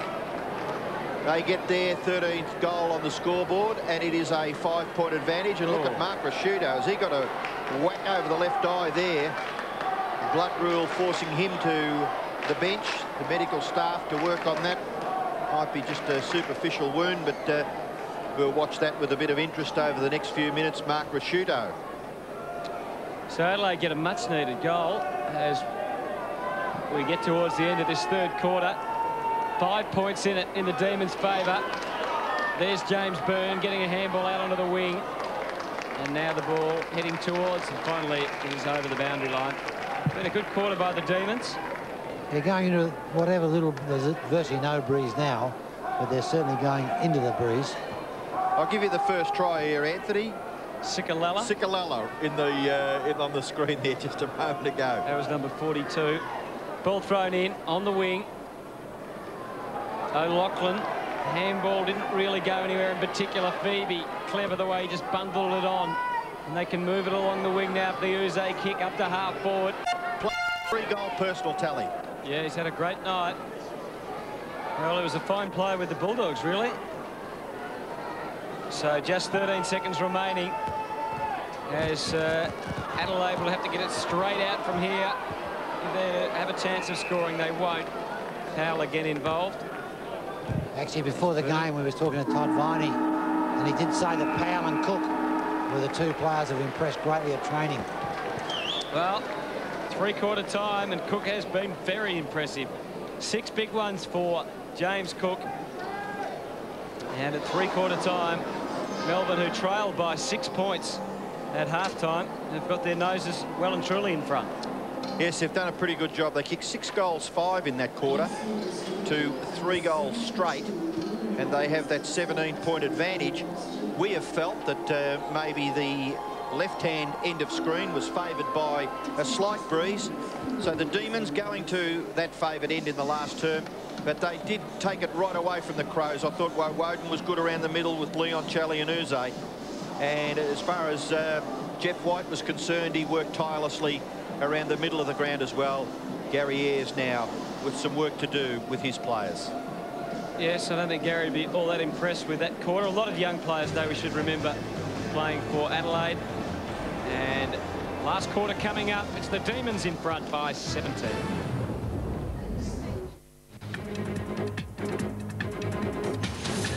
Hello, Nick McArdle with a 7 Sport update. Andre Agassi has won his 2nd Australian Open crown, beating defending champion Yevgeny Kafelnikov in 4 sets. Mike Tyson has crushed Julius Francis in their heavyweight clash in Manchester. Iron Mike delivered the knockout blow in the 2nd round. And a boost for Melinda Gainsford-Taylor on the comeback trail from injury. She won her 1st race of the season at the Optus Grand Prix in Hobart. This month at Truscott's, get a price reduction and at the same time, bag a bonus. TAG 6-head stereo VCRs, $30 off and bag a bonus. NEC 68cm AV stereo TVs, $20 off and bag a bonus. Sony digital zoom camcorders, save $50 and bag a bonus. Sony 200-watt 50 CD systems, $129 off and bag a bonus. Truscott Hi-Fi, Adelaide's lowest prices with up to 24 months interest-free terms. When it comes to the colour of our skin, We have no choice. And unfortunately, we can't choose our relations. Oh, Dad. We can't choose if our kids will be boys or girls. And I certainly didn't choose to go bald. But we can choose where we live. And how we live. And build a safe environment for our families. Luckily with builders, we have a choice. One builder has been the right choice for over 20 years. For the one special Valentine in your life, why not come and see a truly stunning range of beautiful jewellery gifts? Most Cash Converters pieces have been independently valued, certified and then discounted simply because they're no longer new. All are beautifully presented, and before your heart decides, ask to see the independent valuation certificate for your financial peace of mind. This range, this value is as close as the jewellery section of your nearest Cash Converter store. Chocky Bickies? No, you're not having those. Put them back. Cakes? Nope. What about these? They're new. Snackabouts. Handy lunchbox packs of craft snacks you spread yourself. They're fun and good for you. Yeah, I'll give them a try. Craft Snackabouts, because kids know what they love. Lollies? Don't even think about it. Save at Spotlight now with our massive stock-taking sale. Yes, we've slashed 10 to 50% off heaps of assorted furnishing fabrics. Now really is the time to redecorate and save 10 to 50% off assorted furnishing fabrics. Now priced to clear. Limited time only, so rush into Spotlight now. The Buy Low $2 sale is on now. 4-pack Purex toilet tissue. $2. 2-litre Kia Ora cordial. $2. Buy low. Extra value for you. I'm in need of some romance. I've been waiting for the chance to go back to the start. Where I first lost my heart. It's that first love. That's the true love.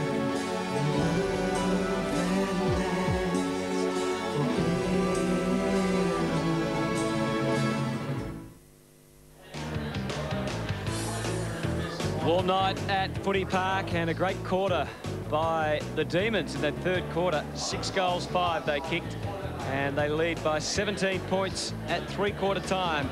So we have a look at the goal kickers, and James Cook certainly leading the way there with 6.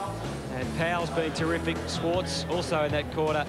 And the major goal kickers there, 3 each, Crowell, Jarman and Welsh for the Crows. And have a look at the stats. Ian Robertson. Yeah, well, I think one of the most interesting part of the match stats would be inside 50 in that third quarter. Melbourne were inside their forward 50 22 times to Adelaide 5. And distinctively, Darren Jarman, who'd had 11 and 4 up till half-time, had 2 and 1 in that quarter. James had 10 and 5, nothing in that quarter. And Brett Burton had 9 and 2 and had 1 hand pass in that term. So a lot of their key players from the first half had no impact at all in that third quarter. Neil Curley is standing by, and he's down on the boundary line, Curls. Yeah, thank you, Andrew. That's dead right, Robbo. You were spot on. A lot of their bigger name players dropped out of the game or were forced out of the game by the commitment of the Melbourne boys. The three-quarter time huddles then, a lot of noise and enthusiasm from the Melbourne camp. Their players were G'd up. They're hungry. They want this game very badly. Whereas on the other side of it with the Crows camp, Gary Ayres, very aggressive, very, very vocal and very strong with his message, demanding more out of his players, stronger commitment and get to the ball first. And that's what Melbourne did in that quarter. And I don't think the Crows can stop this Melbourne outfit. I think they're very enthusiastic and they want to win this footy match. Thank you, Neil. Glimpses of Curls, the coach, there for a minute. He was giving the spiel, wasn't he? Well, look, if you're going to watch a game of football, and it is a terrific game, our Australian rules football, and you're a person who's played a bit, there's that obvious thing that Curls was talking about, all the players gathering the Melbourne goal square. But if you have played it and you've played with passion like Neil Curley has, that's the sort of thing that gets to you, you know, the emotion of it all. Yeah. Stephen Powell forcing it forward, and Melbourne a chance. They're inside their forward 50. Smart clears it out. Outside the defensive 50, and Chisholm handballing back to himself, and he had nowhere to go really. Schwartz was hopelessly outnumbered. Perry looked a bit slow with the handball, but he managed to get it away, and that was Sikalella. That's it. Have I got it or not? That's it, Anthony. He's going to cause up some problems throughout the year, but I'm sure we'll get used to it eventually. Welsh came through. Can he trap it? He can. Can he kick a goal? No. It goes across the face. O'Loughlin had to be strong there. He was outnumbered. And towards the boundary line, Woden's got time. Not much ahead of him. And he kicked it out of bounds. Yeah, well, that was a bit disappointing because Shane Woden has done a pretty good job for Melbourne throughout the night, and to let himself down there, he did a lot of the hard work. Darren Jarman's short kick now has given the opportunity for McGregor to kick the first goal of the last quarter. Spoke about Shane Woden. He had 3 kicks and 3 hand passes in the first quarter, 3 kicks and 2 hand passes in the second term, and built on that with 5 and 3 in the third quarter. And we've credited him with 1 kick, but it's a pity we can't put it as an ineffective kick because it went out of bounds on the full. But this is McGregor for Adelaide. Shooting for goal from about 25-30 metres out, goes across the face of goal, knocked over in the finish by the Melbourne defender, and that was young Simmons. So we'll have a boundary throw in the right forward pocket for Adelaide. They badly need the first goal of this term. They trail by 17 points. Can they bring that margin back to 11? Experienced campaigner Matthew Phoebe prepared to concede a rush behind. So it has been reduced, but just by 1 behind. Russell Robertson to kick it back in for the Demons. 16 points the margin. Early days in the last quarter. First match in Ansett Cup year 2000 for these two clubs. They've got at least 2 more games. Have a look at this chance now for Melbourne. The mark is taken by Rigoni. His kick is very good off the left. Gives it to Uze. In turn goes to McDonald. He's a goal kicker. But on this occasion, he has missed by a fair margin.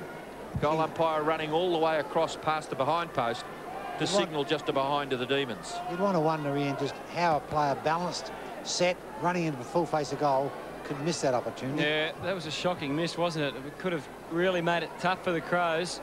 Kick in from Hart. No real good, strong marking available for Adelaide there, under pressure. Getting the handball away for them was Yerbury.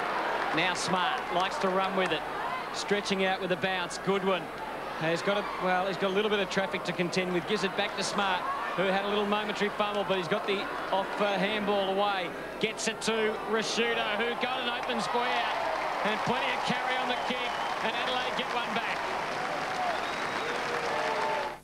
If you love your AFL footy, then it's time to put your money where your mouth is in the Ansett Club membership competition. Become a paid-up member of your club now, and you could win tickets to the grand final, the Brownlow presentation, and 4 interstate games. Join up, then watch the Ansett Cup and answer the trivia questions to be in the running.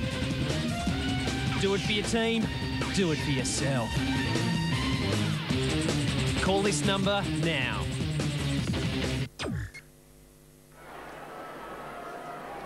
The Crows calling on a bit of their experience there with Nigel Smart and Mark Rashudo combining for their 14th goal. So it's back to 11 points. Yerbury up high. Umpires found a free kick. Didn't quite see what that was about, but I guess it was that rule that says once you're on the ground and you can't handball it out. So Powell takes it, kicks it out wide. Mark taken by Simmons. He looks quite a good type. Left foot kick in towards full forward. Jeff White tries to create an opportunity for the ground level players. On this occasion it's McDonald, and his kick is very wide. If his previous shot at goal was 4 out of 10, I'd be a hard marker and give that as 1 out of 10. Well, we said at the start that the rule changes has caused a bit of controversy, but this is the third match that we've seen over the weekend, and I reckon the brand of footy we've seen has been pretty good, hasn't it? No drama as far as I'm concerned, Anthony, and as I said earlier, when you spoke about it, you highlighted it in the preview. The more that we watch and the more that the supporters watch and the more that the players understand it, I think it'd be good for the game. Well, Adelaide desperately trying to get another goal, and there's a good mark taken by Perry. Up onto the wing goes the kick. It was a leap, but unable to take the mark. Beams went to ground. Gee, that was well picked up by Rigoni. Gets a second crack at it now and can get them moving. Powell's kick is not bad, not quite perfect though. Putting Brown under pressure. Got the handball, got it back to Godfrey, who kicks long into the pocket. And it's bouncing and out of bounds. And the more that young fella there plays the game, the more that he will probably understand, I'm sure, that he could maybe take a little bit of a punt and straighten up and kick it to the front of the square. Only if it's a certainty would you go into the pocket, and even then, that makes it difficult for the player who gets the ball to kick a goal. So ball thrown in, it's about 35 metres out from Melbourne's goal. Swartz under pressure. Brown put his body on the line, and he's going to get a free advantage. Farmer takes that advantage, and to its fullest, he drills it.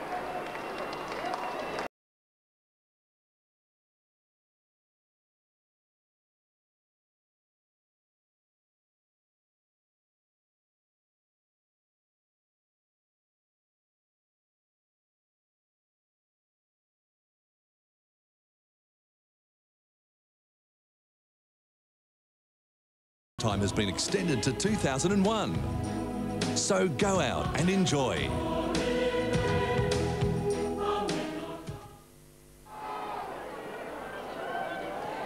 So the goal was kicked by Jeffrey Farmer, but some courageous stuff by Nathan Brown led to that chance being converted by the Melbourne small man. Byrne over the top. Schwartz gets it away, and they get it forward on this occasion through young Godfrey. The ball at half forward for the Demons. Beams has a chance, can't break away. Little toe poke important because it cleared the congestion. White, Rigoni, and back to Schwartz. The kick into the pocket. Farmer may have interfered with his opponent. Back there is Stengline for the Crows, and he sees the ball over for a throw-in. A Melbourne player behind play, Jeffrey Farmer, just getting up a little gingerly, favouring his left leg. And he looks as though he'll be able to continue. And his opponent, Mark Bickley rather, has done a pretty good job on Jeffrey Farmer. He's only been able to get away from him on a couple of occasions. He's kicked 2 goals. He's a snapshot at goal again here, way offline, into the crowd in the right forward pocket there for Melbourne. A free kick will be taken back there for the Crows. And there's Farmer on screen. 17 points the margin. Rashudo to kick it back for Adelaide. Out onto the wing. Welsh couldn't take the pack mark. Chisholm always has time. Got the handball off. Swartz. Now left foot kick. Powell down in towards the goals. And it went over the top. It would have been Uze who kicked it through. Fellas, just quickly, interchange for Melbourne. Shanahan, Grigg, Wheatley, Leon Shelley, Beams and Bruce. Sorry, Curls, while you were telling us that, James Cook was giving someone a mouthful. I'd suggest it might have been one of his Adelaide opponents, because he hit the deck there unceremoniously, and he might have been more embarrassed than hurt, I think. Yes, he certainly gave a bit of a tongue lashing there. 105 to 88. The ball thrown up 35 metres out from goal. Melbourne in attack and applying the pressure here. In goes Byrne, but he loses it. White trying to fashion something out of that. Oh, Swartz had a chance, but it wasn't much of a chance. And the Adelaide defence standing up pretty well, but Uze can just pump it back in. No, he's a bit cleverer than that. He goes short, and McDonald can line him up. Third time lucky, McDonald, yes! Another one to the Demons. A child's future depends on quality education. So what's in store for South Aussie kids this year? What do parents want from schools, and what can they expect? I do think parents are concerned. Back to School 2000 on 7 Nightly News.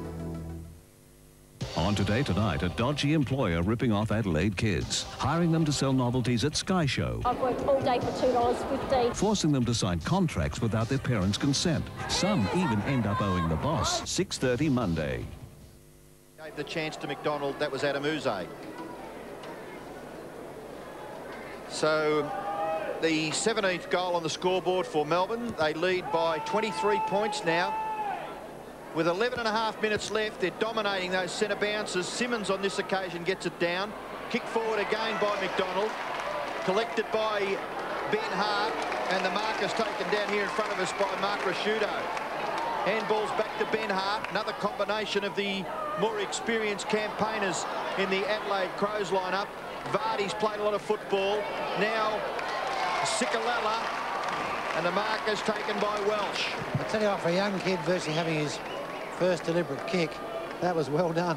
Hey, Curls, I hope I don't go out late one night and get the Adelaide Crows match the next day and try and put my mouth around that young fellow's name, because I'm sure I'm going to make an awful mess of it. Yeah, Sicker's his name for short. Sicker, yeah, Sikalala. Anyway, we're watching Scotty Welsh going for goal number 4. And one would say there that he's converted successfully. It's a goal. So 4 goals to Scott Welsh has been a good return in his first game for his new club. 4 goals straight, 4 goals won, actually. 15-4 to 17-9.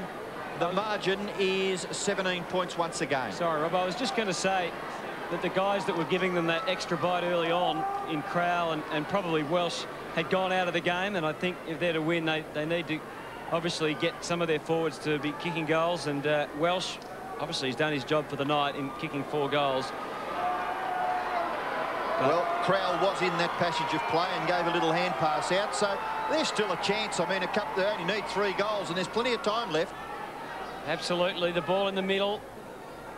McDonald couldn't get that clear, still fighting for it. Woden just banged it onto the boot there, sends it inside 50. Steinglen out onto the wing. No mark taken by Byrne. He went to ground. And we're going back to that, those 2 players, but they've virtually been starved of opportunities in the second half. Yeah, they had, haven't they? The ball they? hasn't been down there a great deal at all. Melbourne dominating the centre clearances. They've had 20 centre clearances to 10 for the match. Been so decisive too as the match has worn on. Quick kick forward for Melbourne by Cameron Bruce. But there's Connell intercepting, and he goes out wide and finds Ian Perry. Perry kicks it up onto the wing. Simmons over the top, making the spoil. Bruce and Goodwin overran it. Oh, he's going the wrong way. Now he gets it right, gets the handball. Oh, little hurried kick from Sikalala. Handball goes back to him again. Sikalala. I'll just give it up right now. Sicker kicks the ball up to half forward. And, well, did McGregor play on? Yep. And then he dropped the ball, being penalised because he was caught. There was a red-hot umpiring decision, and young McGregor just caught out there. A little bit of bad luck. This is Godfrey going with the left foot, getting the ball down towards the wing. Woden has been quite sensational. Can't quite get the hand pass away. Amazing why he wasn't penalised. The ball spills out rugby style to Chisholm. In turn, Woden, tackled by Smart, caught with the ball. Did he have a chance to get rid of it? Now, the umpire's given that one, but you wonder whether Shane Woden did have a legitimate chance to get rid of it. The free kick to Nigel Smart. Whoa, mark of the night. Mark of the night taken down here in front of us by Rhett Biglands. It was a big mark by Big Land. Darren Jarman's short kick, good vision. Given the chance to Sikalala. Sicker's got it. Sikalala. You'd reckon after 2 weeks at the tennis with all those names, I'd be able to pronounce it. Get these ones. We'll be right. This is a terrific leap, and those sort of incidents in a game of football can only help that young bloke. And there's a bit of a smile or a look of grim determination on the face of Justin Sikalala, and done all right. He's had 5 kicks, and with his 6th kick, if you don't mind, he's kicked the goal. Well done, happy young man. Justin Sikalala kicks his first goal for the Adelaide Crows, and it is 11 points the margin. So a game of football yet to be won. Melbourne lead at the moment, but the Crows, with still 8.5 minutes left, are a chance. Watching again the kicking style of Justin Sikalala as he gets the Crows' 16th goal.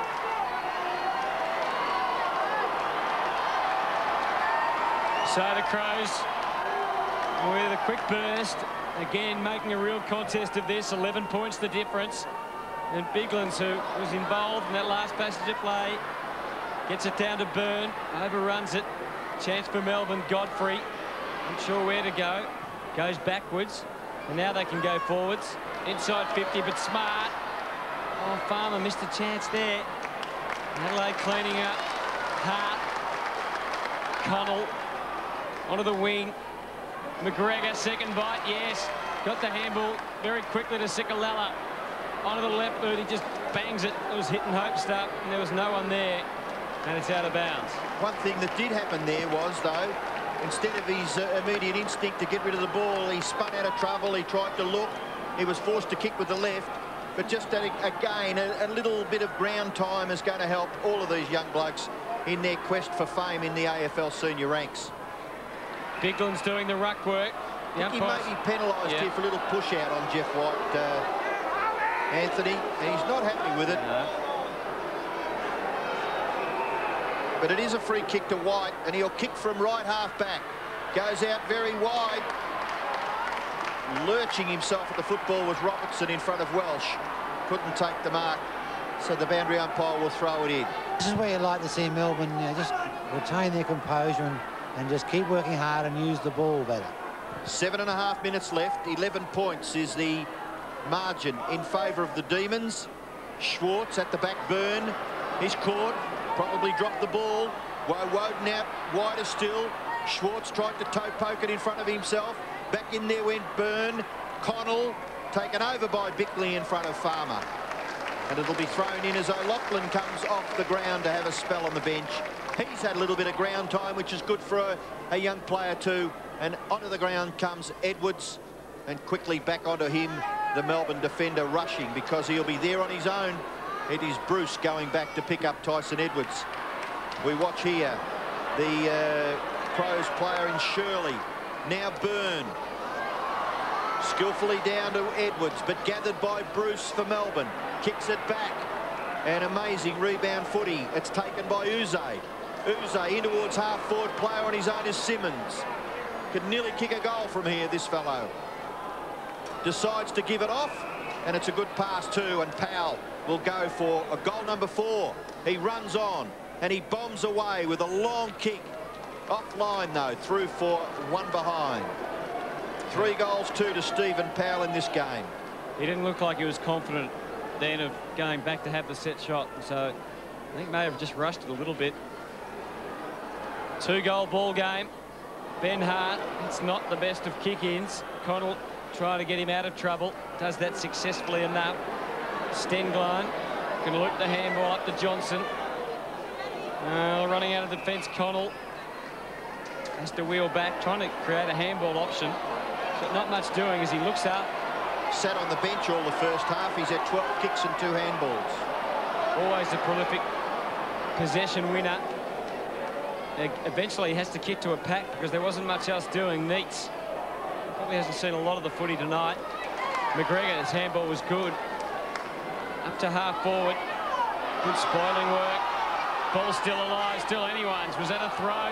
No. Edwards, was he tackled high? No, is the answer again. Chisholm goes in. Uze to clean up. Gets the kick across the body onto the wing. Bruce has to be tough there. And well, it's been paid as a mark or a free kick. I think it was a bit of both. I think the young boy Goodwin had his hands on it, and he was confronted front on. This is Byrne for Adelaide. Goes in towards the forward 50. Marking contest. 2 or 3 players up early. No one could really control the ball in the air. Edwards tackled by Phoebe. Gets it away to Shirley. Shirley across the face of goal. Back goes Woden. Can he gather? He can, and he crashes past Welsh and kicks it out wide. Robertson Albertson couldn't take the mark. Phoebe couldn't control it. And eventually Simon Goodwin forces the ball over. They're getting a bit tired down here, Ian. Yes. Their first big hit out. Now. And a warm night too, Curls. Yeah. Boundary throw in. Back onto the ground for Melbourne comes Wheatley at the expense of Bruce. And he's straight into the action. Wheatley kicks the ball towards half forward. Awkward bouncing ball. Sting line. At the back was Cook. Handball to the advantage of Farmer. Run down. Good chase by Bickley. But eventually that kick sliding off the side of Jeffrey Farmer's boot was to the advantage of young Simmons. And he's marked certainly within range, but a difficult angle. He's about 25 metres out, but right round close to the boundary line as we watch again the chase by Mark Bickley and then the mark to Troy Simmons. More experience, game, ground time for Troy Simmons will help him enormously. It looks like he's kicked a goal. Happy young man. A goal to Simmons. And the margin back out for Melbourne to 18 points. They lead 18 goals 10 to 15 goals 4. 16-4, I think they are. Is it 16? 16-4 Adelaide, 18-10 Melbourne.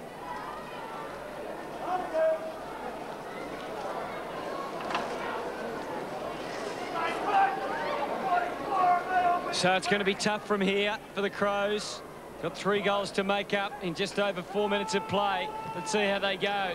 Not so well straight away. Woden out of the middle. On the bounce, Farmer. Can he gather? Can he do something with it? Uses Chisholm. Plenty of players up forward. We've seen plenty of congestion down there. Smart was strong at the ball to make sure it's spoiled. Here's Shirley, another one of the new players. Shirley kicks it for Adelaide, out onto the wing. And it's a good kick. And he finds Biglands, who goes over the top, looking down there for James Byrne.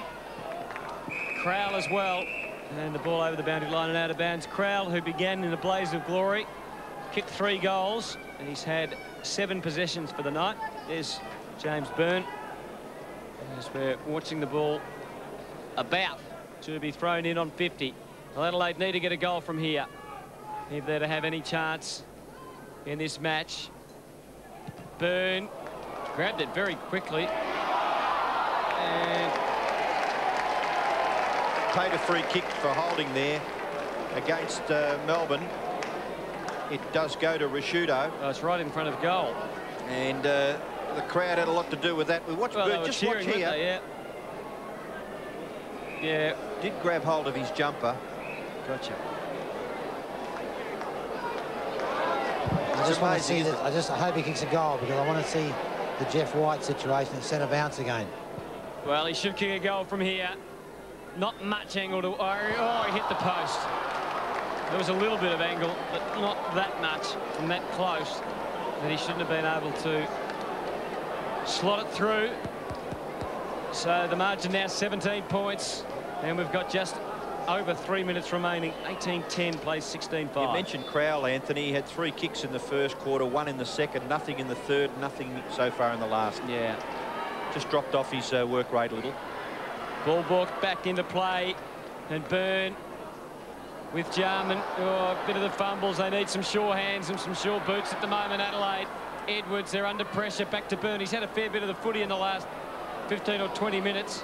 Robertson, long handball. That wasn't all that good as far as design goes. Going in and trying to pick it up, McGregor. Awkward looking kick. It's a bouncing ball.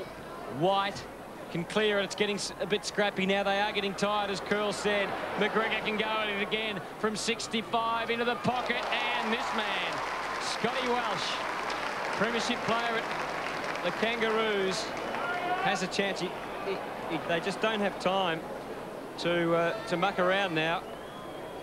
They're pretty happy with this pick-up, the Crows. They're looking forward to this boy to kick a lot of goals this year. Well, he runs around, and he liked it off the boot, and he's kicked 5. 5 goals to Scott Welsh. And at the other end of the ground, James Cook has been the star with 6. But Adelaide 17-5, 107. And Melbourne are 18-10, 118.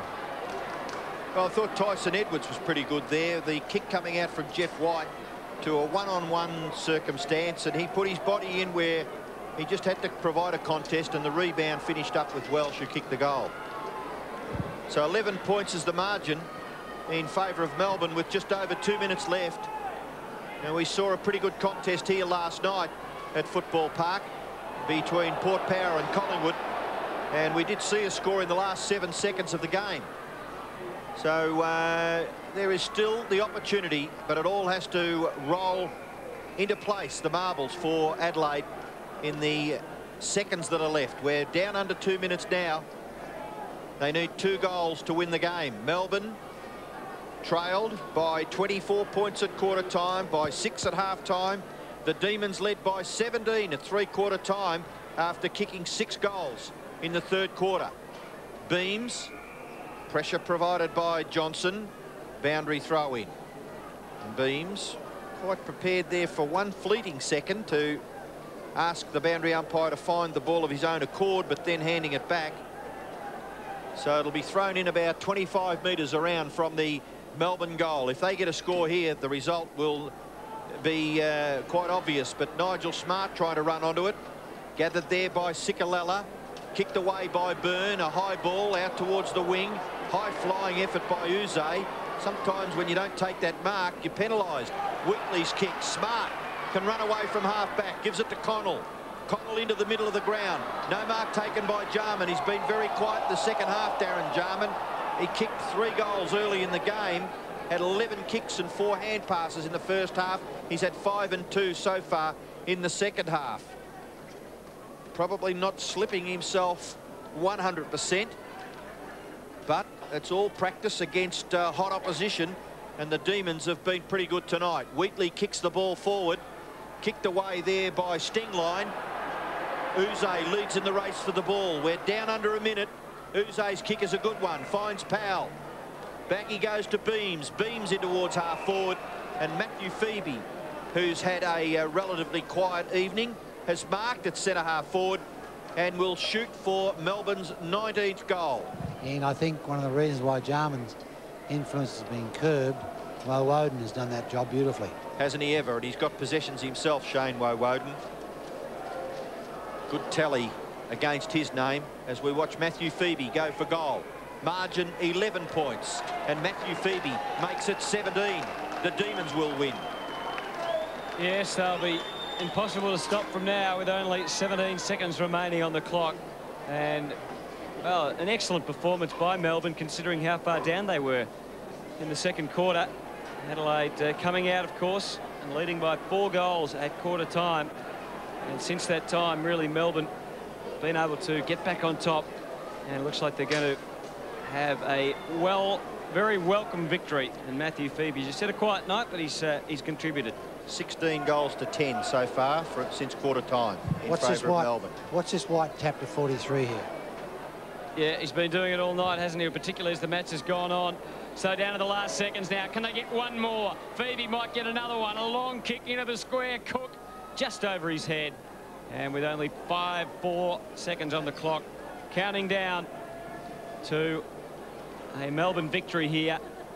Disappointing result for the Crows, considering even though they have got a lot of young players in, they were in front by 4 goals, but it is a round-robin situation, so the win not as critical. There it is. Siren goes. Melbourne's first win since round 13 last year, and that will certainly bring plenty of joy, Ansett Cup or not.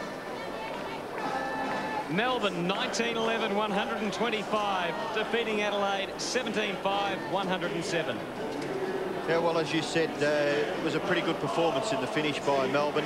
I think they were expected to win. I would say that most of the people that watch this game pretty closely would have accepted that if the Crows put up a gallant performance and go down by 2 or 3 goals with the number of young players that they had in, as compared to Melbourne's more experienced lineup, that it would have been pretty much a line ball, and that's the way it's gone.